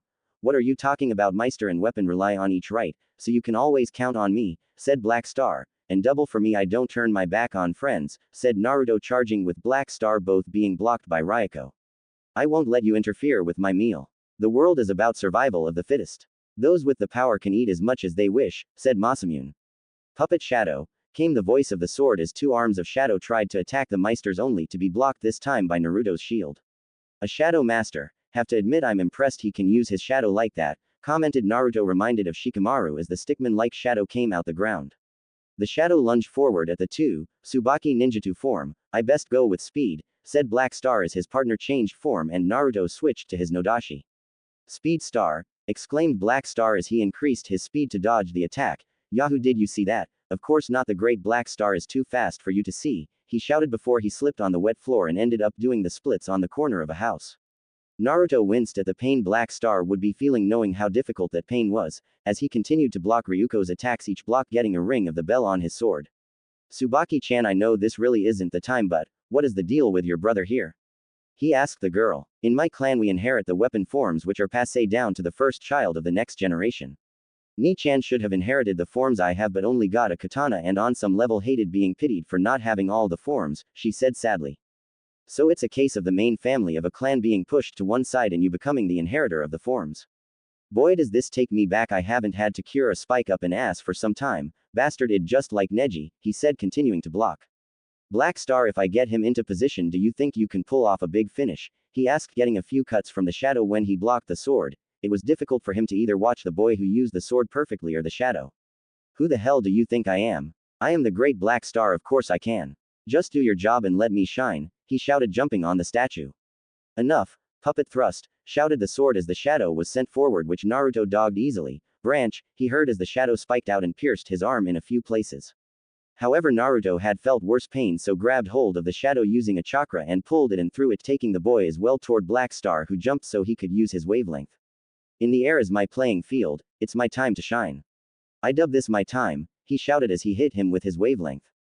Tsubaki now, shouted Black Star as his partner shifted form and caught the sword that was dropped by Ryuko. I'll be back soon, thank you, she said as she dropped to the floor. She then collapsed to the floor as the sword began trying to possess and consume her soul. Black Star sat next to the blade, both having faith in her. Nevertheless, some villagers, now seeing Black Star sat down, decided to try and hurt him, but before they could get close they found themselves unable to get within 10 meters of him. They were being held back by a barrio that had chains running around it, and all the chains had come from Naruto. That'll keep them out and away from us until she's done, said Naruto. Yeah, I get it a lot. Seems you know it too, commented Black Star. Felt stares like that and worse in my childhood, but ignoring that I have to ask you something serious, he said, looking at Tsubaki's prone form. Black Star is Tsubaki-chan's meister. I ask if I can go in and help her with the fight for control, he asked with concern. Of course the great Black Star would never turn down help from the little stars who look up to him, he said without a second thought. Thanks, Black Star, and don't worry, the barrier will stay up even when I'm inside. See you in a bit, he said as he grabbed the blade. His body jerked and he went limp. Thankfully the chain barrier did stay in place. Naruto, take care of her, muttered Black Star as the villagers still tried to get in. Inside the uncanny blade stood Tsubaki, looking straight at her brother, wearing an attire of a wandering samurai. Brother and sister trying to take each other's souls, it gives me chills, said Masamune as he took off his hat and drew his blade while Tsubaki summoned her Kusarigama. Mind if I join in on this family reunion, said a voice that was not either sibling or both. Turned to see Naruto holding his Nodashi. Since I do hate to see siblings fight each other, it never ends well, he said. Who are you and what are you doing here? You have no business here, said Masamune, irritated. Wrong, you're fighting my friend and I choose to fight with her no matter the cost, Naruto countered as he walked next to Tsubaki. Naruto-kun, how are you here and why? She asked, confused over what was going on slightly. Don't worry Tsubaki-chan, I just didn't want you fighting alone. I like to help my precious people, he said, taking off his mask and smiling at her. She blushed as a result. Whether it is one soul or two means noting as long as I get to eat you, said Masamune as he rushed at the two of them alongside a few shadow puppets. All of them were fighting hard against the uncanny sword and his shadows, Masamune sprouting nonsense about Tsubaki's namesake of a flower, saying it had no scent and like it she would die without point. Masamune was getting further agitated by Naruto being there and letting the puppets fight Tsubaki, focused on him. Stop interfering in this, she must die so I can further my path and become a Kishin. Her life has no meaning, just like the flower, it will bloom and die quickly. I must kill her so she won't look at me with those pitying eyes of hers, he shouted as he pressed with his assaults, with more shadows aiding his strikes.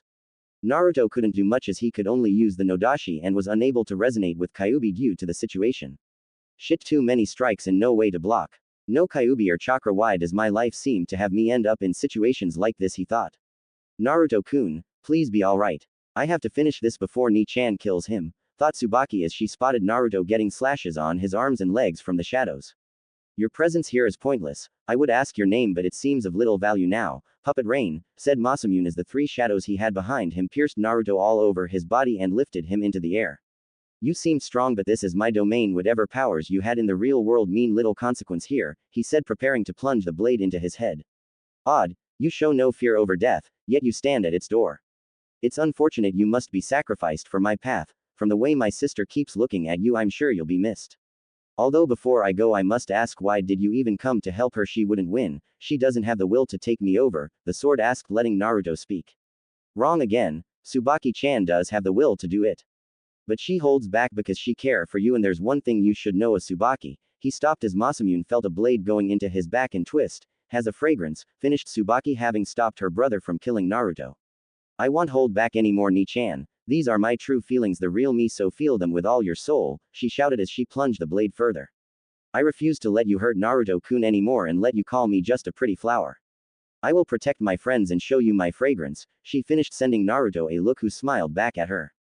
As she made the final push of the blade, making Masamune cry out, the shadows vanished and the red water and sky beneath them became a clear blue, releasing Naruto from his situation.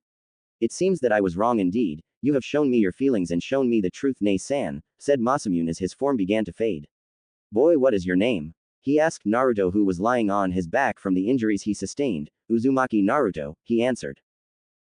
My Nei-san chooses the great son of the cages. I always wondered if you were just a legend with the pain you went through, he smiled at his sister, then at Naruto.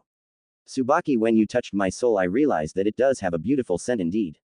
And Naruto, take care of my sister, her soul speaks much about you, he said as he vanished and became a soul that Tsubaki absorbed. Ni-chan, thank you, she said before helping up Naruto. Thank you, Naruto-kun, I might not have been able to do that without you, she said as she stroked his hair.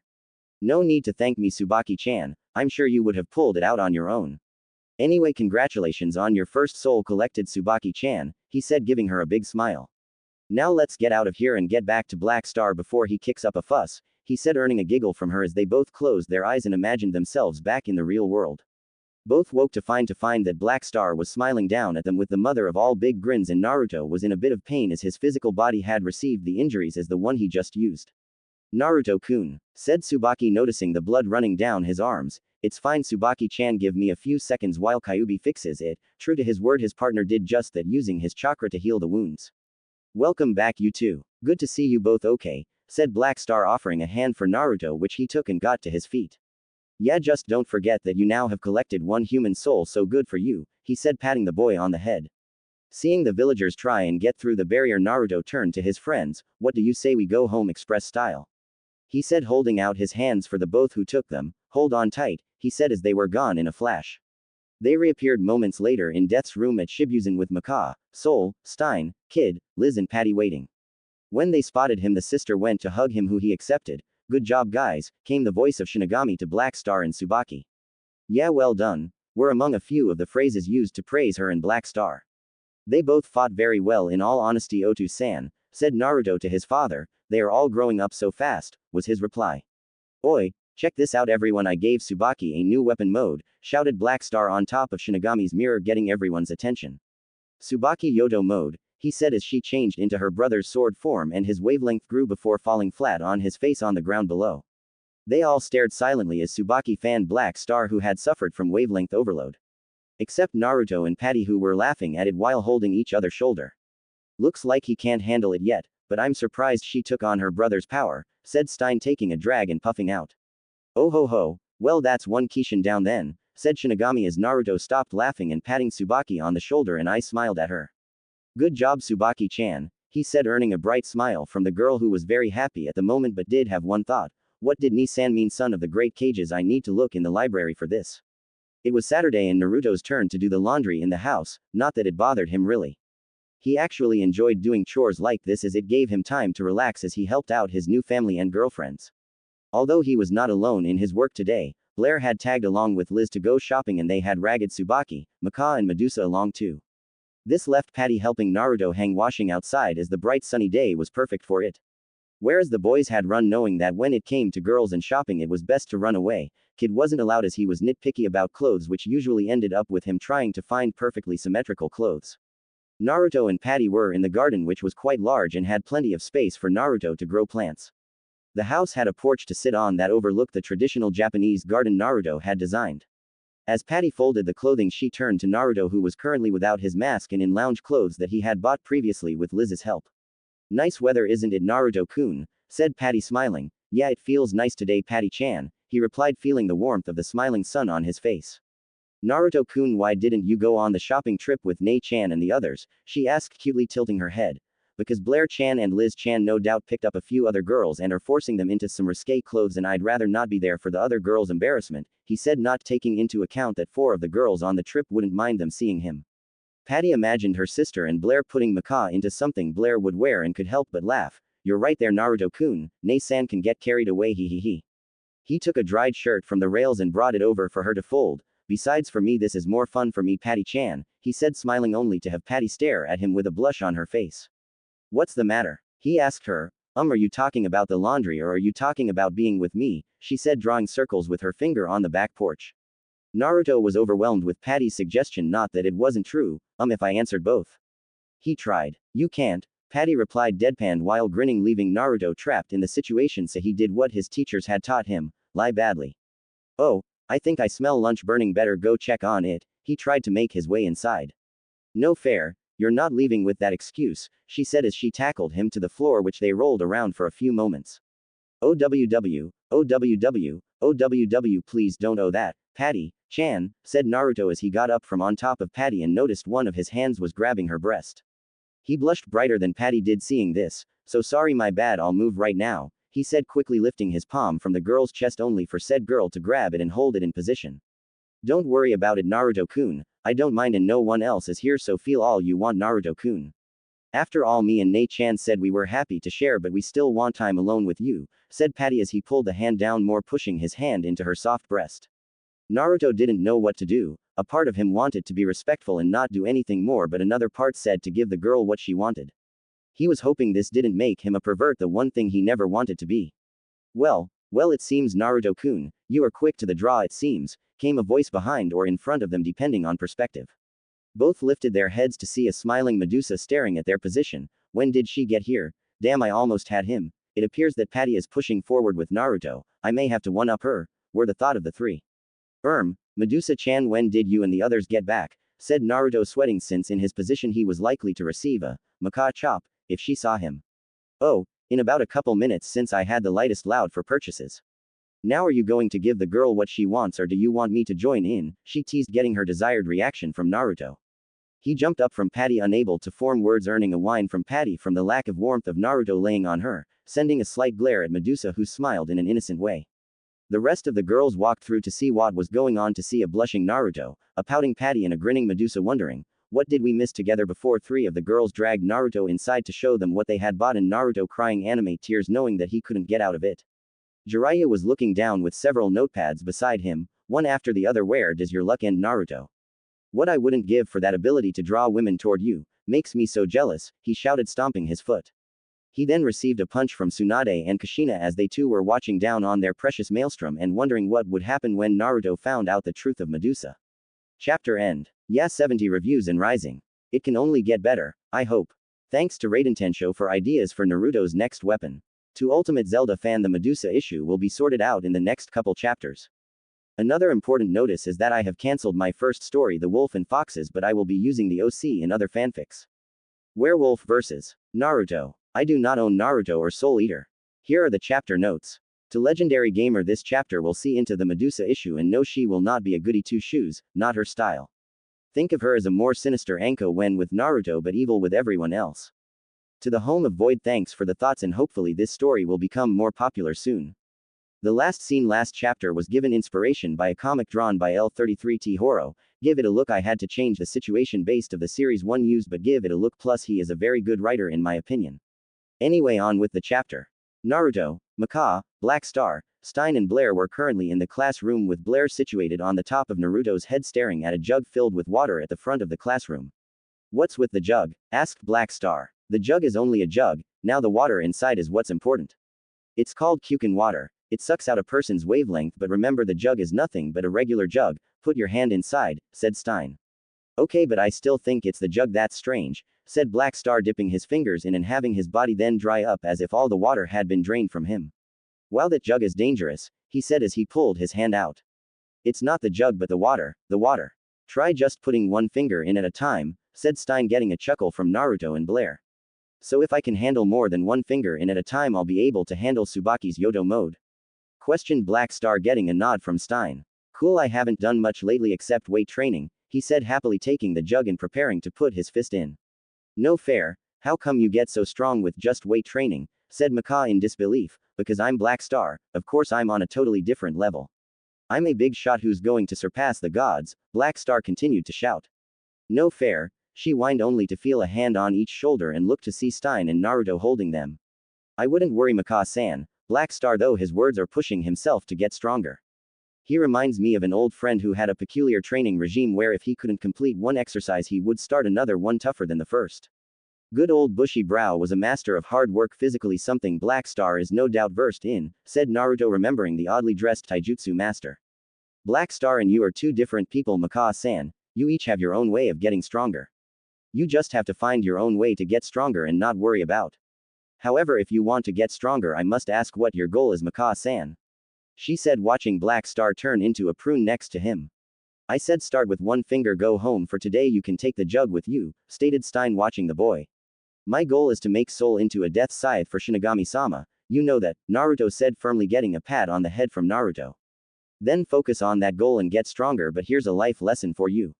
True strength comes from protecting what's precious to you, remember that. Now I think we have a party to get to, do we not?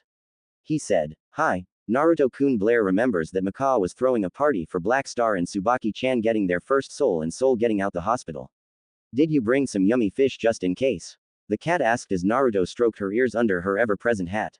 Yeah, but I'm sure Maka-san's cooking will be fine, so we may not need it. Blair-chan, shall we go collect Soul-san then, Maka-san?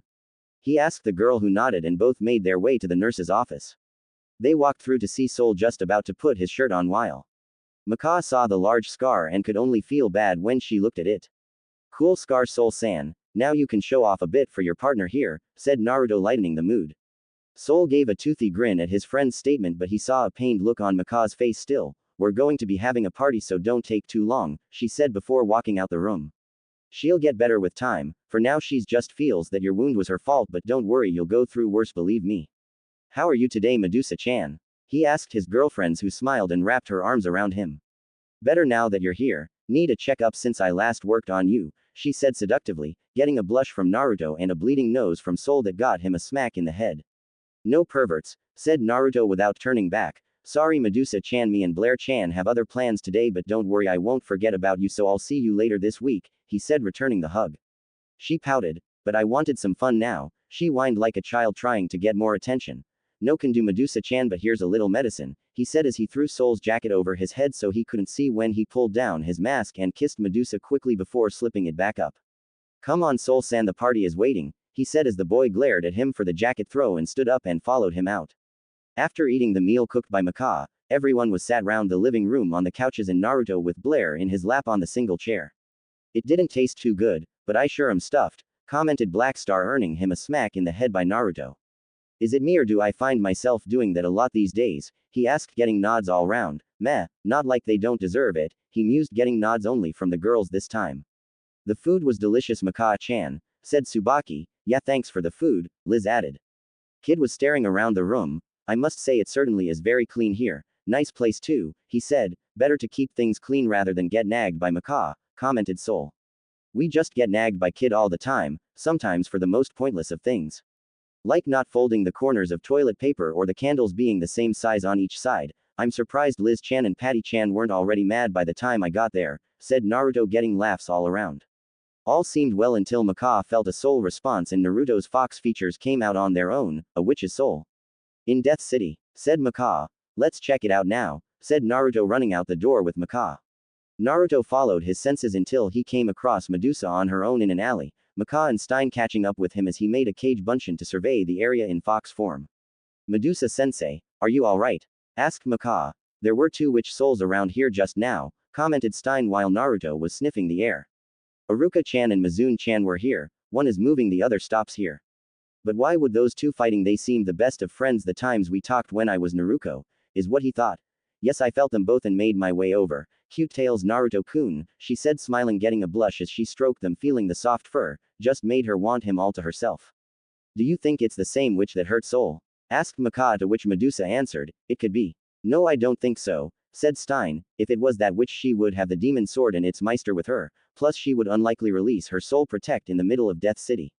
She seems interested in the weapons and meisters of Shibuzen, she probably observing while hiding away. Still, I'm glad you're okay. If you were hurt, Naruto-kun would probably drop in his studies from the worry, and I rather like having someone who can perfectly out-debate me when it comes to dissecting creatures, he said, joking as Naruto glared and retracted his fox features now that the witch's energy was leaving the area. Strange, really, Naruto-kun, your fox feature seems to react to a witch's energy, it seems, and your body goes to an automatic response to protect itself. Why won't you let me dissect you? I know you would survive it with your healing, he asked, grinning, having seen how rapidly he healed.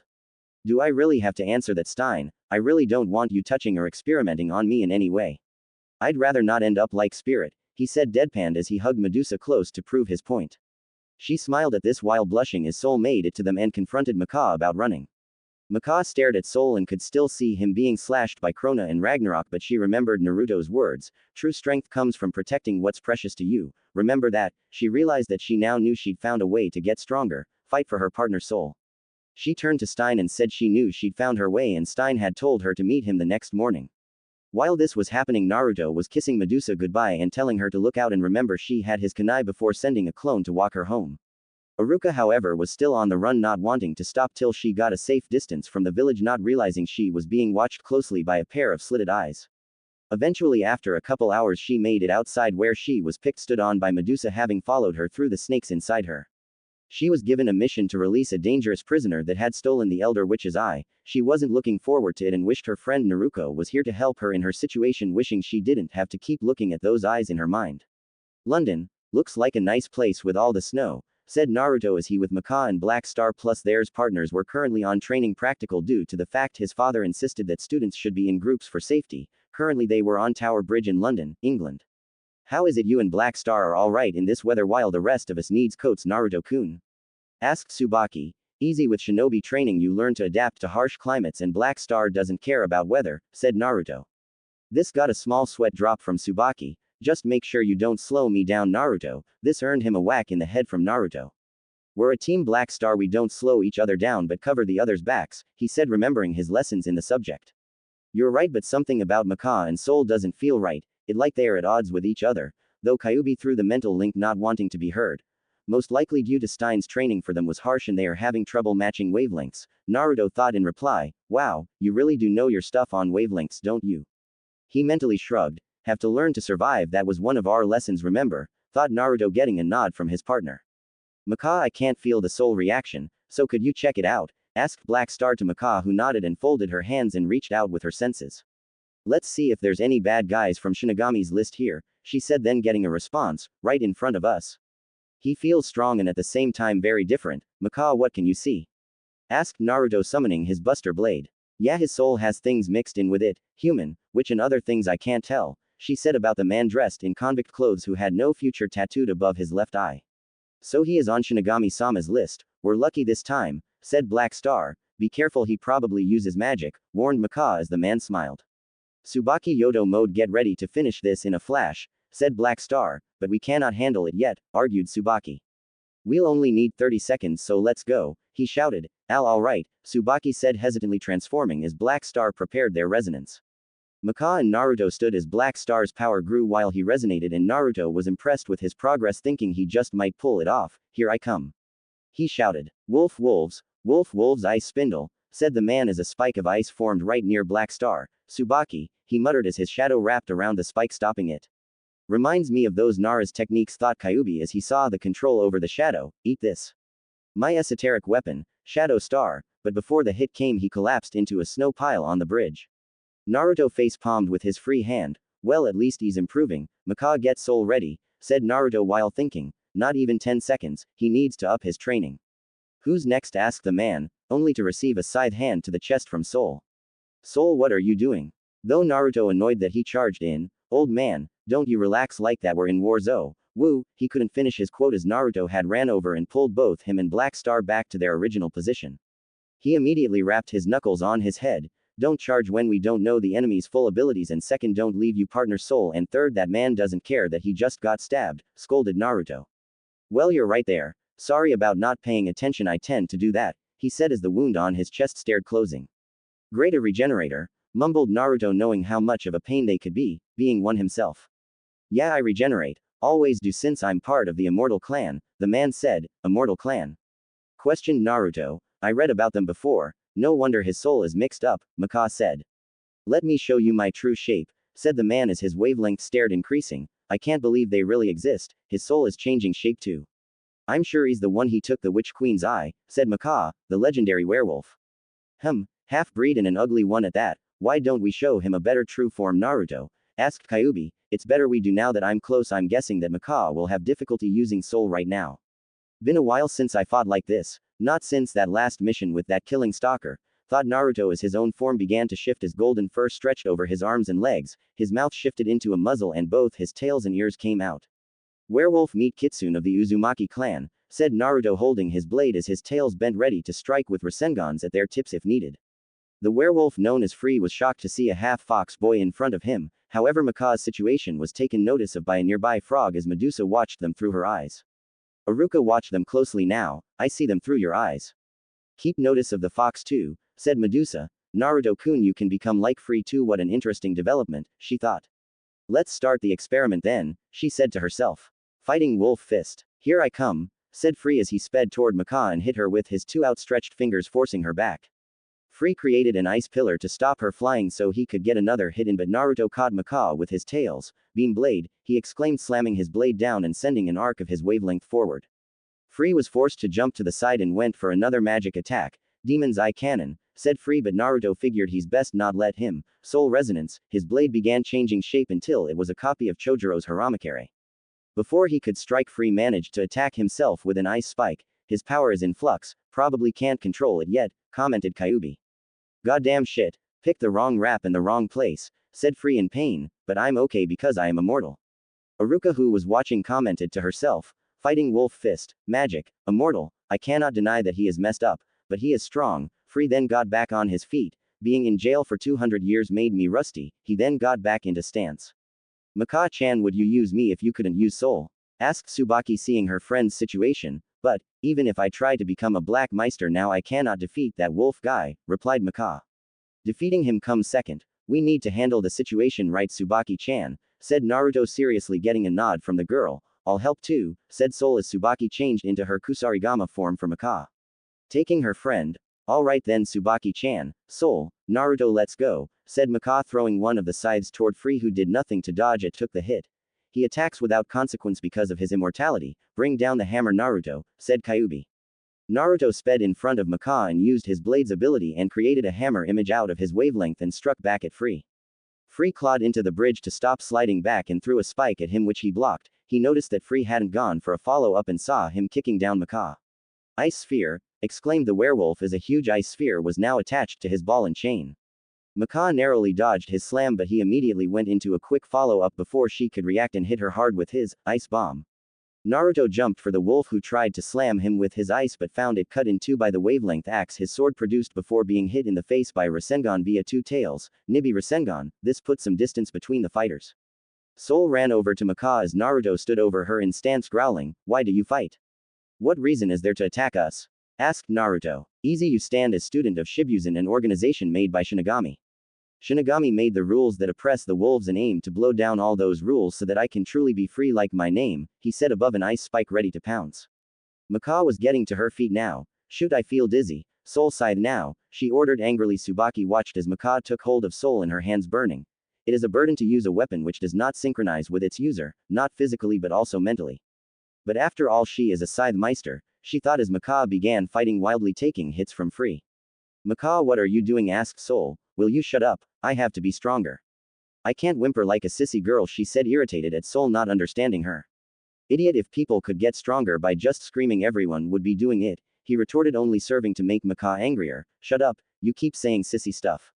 It's your fault our soul waves don't match. Soul got an image of the demon in his mind. Shut up, you don't know anything, he shouted. Tsubaki clenched her fists. That's enough, she shouted, getting their attention away from shouting. As they distracted, Free formed two ice spikes in his hands to strike them. Both were too shocked to take notice until the last second. Shit, they both thought, and Maka closed her eyes waiting for the blow. Shulk came the sound of pierced flesh. Maka opened her eyes to see the spike inches from her face. covered in blood, and she thought it was Soul but registered the burning sensation so she was still holding him. Her eyes widened as she saw the large sword in front of her too that had blocked one of the spikes. Her eyes turned back to the figure that had got stabbed and noticed the long blonde ponytail, Naruto. She said seeing a spike had torn through probably his right lung. I'm fine Maka-san, but this isn't the issue right now. Both of you need to listen to each other. Being angry with the other here won't help and may get you to be harmed worse than you can take, he said while coughing up blood and holding his sword stabbed in the ground for support.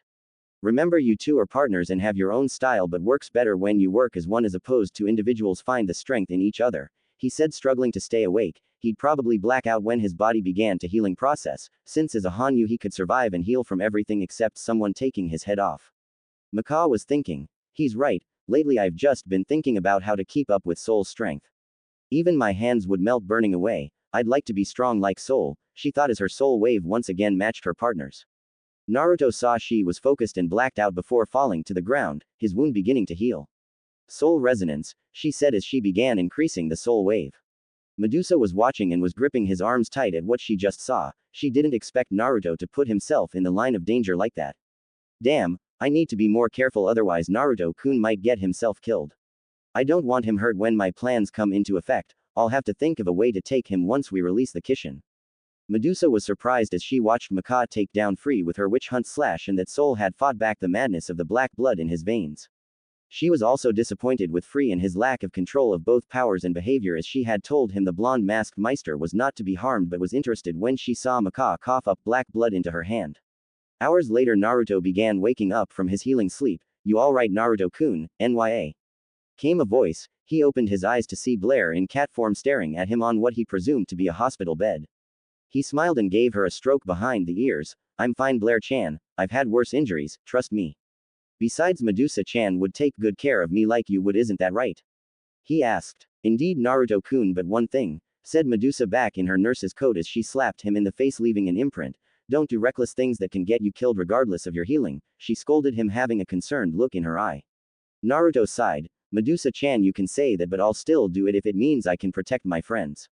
In the same situation and you were in Maka-san's positions, I'd do it without a second thought. Any of the girls I'd give myself up for. I've watched people die in front of me, so I do all I can to stop it, he said.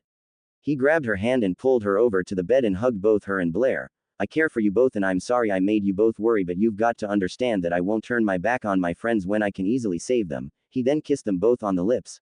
And to properly apologize, each of you can now ask me to do anything, and I mean anything, when we next have a date. I'll be doing the same for Liz-chan and Patty-chan too, okay, he said smiling. Both girls smiled and kissed him on the cheek. I'll hold you to the promise Naruto-kun, but in the meantime you are free to go home, she said, walking to desk chair and sitting down as Naruto put his top on and left with Blair to go home and get another 2 slaps in the face. Naruto and the other were just finishing class with Stein telling them about the test that was coming up before pushing himself out the room on the chair, falling at the door. He really needs to build a ramp if he wants to do that, commented Naruto, getting a nod from Kyuubi in agreement. Hey, have you heard the rumor that whoever gets first place on the exam gets to become a death scythe? Asked Soul as they were leaving class. What, really? Questioned Black Star, while Maka was thinking how it was her destiny to score first on the test. Black Star shouted how he would definitely turn Tsubaki into a death scythe, and Kid wasn't particularly bothered. Naruto's attention along with his partner was currently focused on Spirit, waving his hands looking like a strange one-man show. Naruto said nothing as he watched the spectacle. What are you doing, senpai? Asked Stein next to Naruto. Stein, Naruto didn't see you. I'm sending my daughter Mai. Do your best, test aura, said Spirit. Both Stein, Naruto and Kyuubi sweat dropped at that. I see, they all said. What? Spirit asked. Nothing, carry on. Spirit don't want to stop you, said Naruto as Spirit replied, right, and continued his ritual of waving arms. Naruto turned to his teacher. Stein, you know Spirit better than I do, so is this regular behavior? Inquired Naruto, looking at Maka's father. Senpai is unique when it comes to Maka still. If he's not senselessly flirting with someone he can tend to behave like so, said Stein, getting in. Oh, from the other two as they walked outside just in time to catch a jumping Blair as they got out of school. Later at his home, discovered name as Shikiai Mansion, Naruto was sat next Liz and Patty. Liz, who was in her study clothes with a book in front of her. Now for every practice question you get right, you get another minute of massage from me or petting my tails, said Naruto, attempting to force the girl to study so she could improve her scores. Liz and oddly enough Patty began going through the tests trying their best. Naruto had set up a reward system for them. He gave them 30 minutes to look over the material, then gave them practice questions based off what material they had read. Suffice to say, he was surprised that the usually unserious Patty took part, as he knew she was smart, just didn't act upon it like Shikamaru. He then realized that Patty getting all her questions right would equal a long, possibly embarrassing massage like the one Medusa had him do for her favor. Although Medusa-chan looked really nice in just a towel and her reactions to foot massages were informative, he thought to himself. I still don't get how you managed it, said Kid as he watched both his partners looking carefully over the material. Shouldn't you be studying too, Kid, or when it comes to the test are you going to fuss over something stupid? Heck, I currently have a clone helping Tsubaki-chan make Black Star study by offering him sparring sessions, said Naruto. Naruto-kun, a voice called as Naruto caught Blair as she jumped to him. Yes, Blair-chan? He asked. Naruto-kun, Blair's bored and I want to ask FR that favor now, NYA, she said cutely. He stroked her fur and created 2 clones just in case. What do you want as your favor, Blair-chan? He asked. Blair wants Naruto-kun to do that for Blair like you did by accident a while ago with your tails, NYA, she asked sheepishly. Naruto blushed at the request as Blair had basically asked him to give her a breather, as he referred it. He asked quietly so the sisters couldn't hear, where would you like your breather, Blair-chan? Blushing as he sighed it, shower, was her reply. He nodded and told the clones to take over but make sure they weren't cheating, but Aloes told them if he took too long give the sisters the reward they earned. He took Blair into the large bathroom, switched on the taps and Blair changed into her human form wearing only a string-based bikini, and Naruto stripped down to his boxers so she wouldn't feel awkward, as well as unleashing his tails as both got under the water. Half lemon here, if you don't like don't read. Do you want me to move as I please or do you want to be in control, Blair-chan? He asked the beautiful girl in front of him. The first one, Naruto-kun, NYA, she replied. Nodding, he reached out with his hands and took hold of her ample bosom and began kneading and squeezing them, electing moans from Blair. He also used his tails to scratch behind her ears and one to take hold of her tail and stroke it with its fur. The moans got louder as Naruto moved the bikini away from her nipples so he could begin to suck them, as his other hand pinched the nipple and twisted it between his thumb and forefinger. Blair's body was squirming under the pleasure she was being given and felt the knot in her stomach begin to tighten and her lower lips feeling hot. Naruto-kun, moaned lower, NYA, she said, and the tail gripped harder on hers. Naruto nodded and moved his free hand that was on her behind toward her wet folds and inserted his finger while kissing Blair at the neck, proceeding to nibble along it. The finger went in and out as Blair's moans got louder and louder. Naruto praised himself for placing silencing seals around the bathroom among other rooms in the house. He then inserted another finger while his thumb played with her clit by rubbing circles into it. He began to increase his finger movements so she could achieve her climax. After a couple of moments, her walls clamped down on Naruto's 2 digits and he heard her release a loud moan. He felt her juices leak onto his hand, slowly taking out his fingers from within her. Naruto brought it to his mouth, licked it off. Hope you enjoyed your breather, Blair-chan, Naruto said as he cleaned his hand. End of half lemon. It was the day of the test and as Naruto walked in he spotted the sight of Black Star hanging from the blackboard by his shirt. He looked like he was in pain. He walked over to Sid at the front and held out his hand, to which Sid put $50 in his hand. Told you, knew he did it after he punched the clone last night. Both the sisters walked in with big grin on their faces as they felt that yesterday's study session went very well based on the time span of their rewards, so felt confident in their abilities. A while later everyone else walked in and Tsubaki, when she saw her partner's state, she upset since she hoped that Naruto's promise of sparing would help him focus. Naruto sent her a sympathetic look. Here we have a moron who decided to try to steal the test from Professor Stein's lab yesterday. Misconduct will not be tolerated, said Sid, gesturing to the bloody star on the wall. The test is 60 minutes long, turn over your question sheets and begin. The large clock behind him started as the students began. As the students progressed, one student was smirking smugly to himself as he was cheating due to the fact his body was covered in cheat sheets. If you don't win easily, there's no point, kukuku, said Sol. 30 seconds later he was at the front in just his underwear with Sid holding his clothes. Is this all?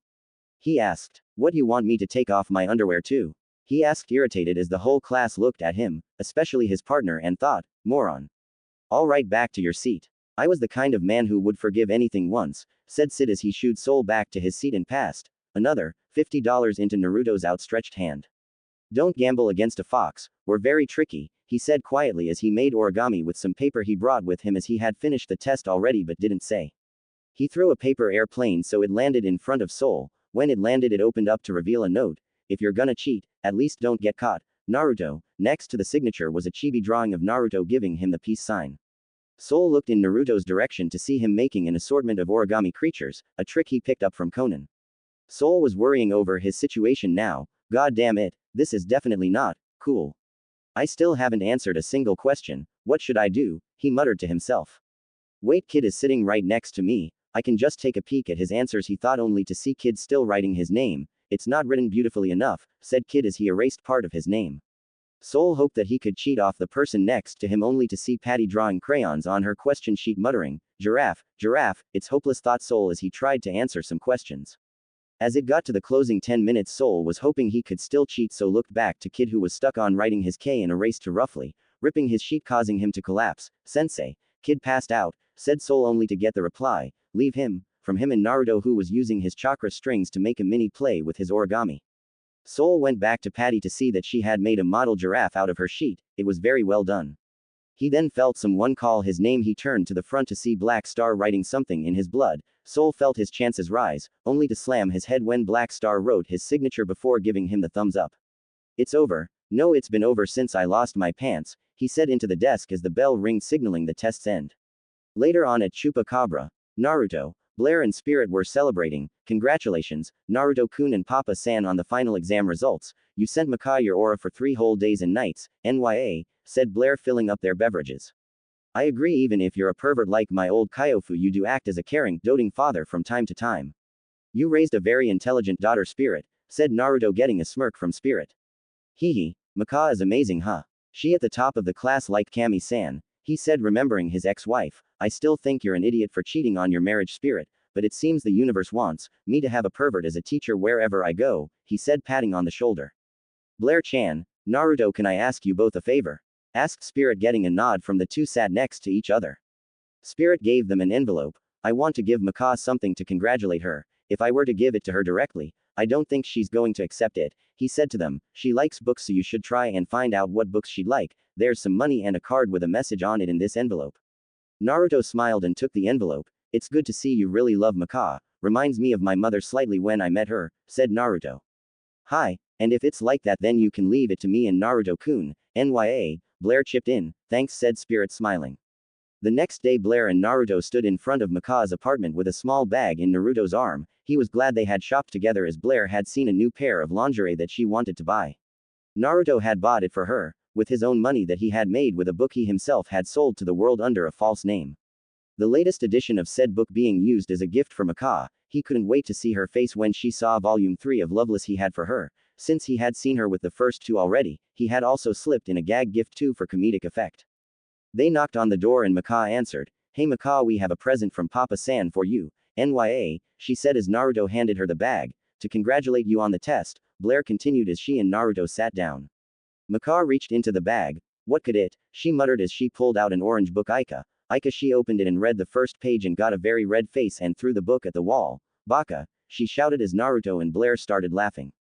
Sorry Maka-san, couldn't resist a good prank, me and Kyuubi needed to do it, said Naruto as said fox appeared with tears in his eyes. It never gets old when some people read the first page, like when you actually showed it to Kid. They both laughed at the memory. Anyway, the real gift and card from your father are in the bag. You can keep that book though. Gives good tips, said Kyuubi while chuckling, while Soul picked up the book and filed it for later reading based on Maka's reaction. Maka reached in again and pulled out a navy blue book titled Loveless, Act 3. She then turned to the card which read, Congratulations. You studied hard. This present isn't much, but I think you'll be able to enjoy it. She had a shocked look on her face as she turned back to the book. Loveless had become a new favorite of hers and could wait for the 3rd that was scheduled to come out in a few months. The writer of said book had never been seen in public despite his book's popularity with many women, and now Maka's perverted father had managed to get her an advanced copy. She opened the front cover to see a note from the author Kishimoto. To Maka, a friend of your father told me about you and your love of reading and him wanting to give you something, so here's the first signed copy of the book, hope you enjoy it, Kishimoto. She turned to the first words and read out loud. My friend, do you fly away now? To a world that abhors you and I. All that awaits you is a somber morrow. No matter where the winds may blow. My friend, your desire is the bringer of life, the gift of the goddess. Even if the morrow is barren of promises, nothing shall forestall my return. She smiled at her father's gift and hugged the book. I guess he can be a good dad now and again, but who does he know that knows the Kishimoto? She asked, making Naruto smile. That would be me, Maka-san. I met Kishimoto before he released his first book and gave his book to a good publisher. When your dad asked me to get you a gift, I could think of nothing better. he said, getting a big grin from the girl and a hug from Blair for his trying to help out a family. Thanks, Papa, she muttered. Results. Joint first, Maka and Naruto 100, second. Ox FORD 99. 27th. TSUBAKI 81. 28th. LIZ 80. 108th. Soul 35. 128th. PATTY2, the giraffe just happened to be worth something. Answers on test could be read despite completion. Unmentionable. Black Star, Death the Kid. Chapter end. Good. Another finished and revealed a new resonance in BTW since Naruto revealed his features in front of Maka and Soul when Medusa was present. He showed all his friends, so that's why they weren't freaked out. Also, Naruto is a writer in the story since Jiraiya always wanted his student to be one.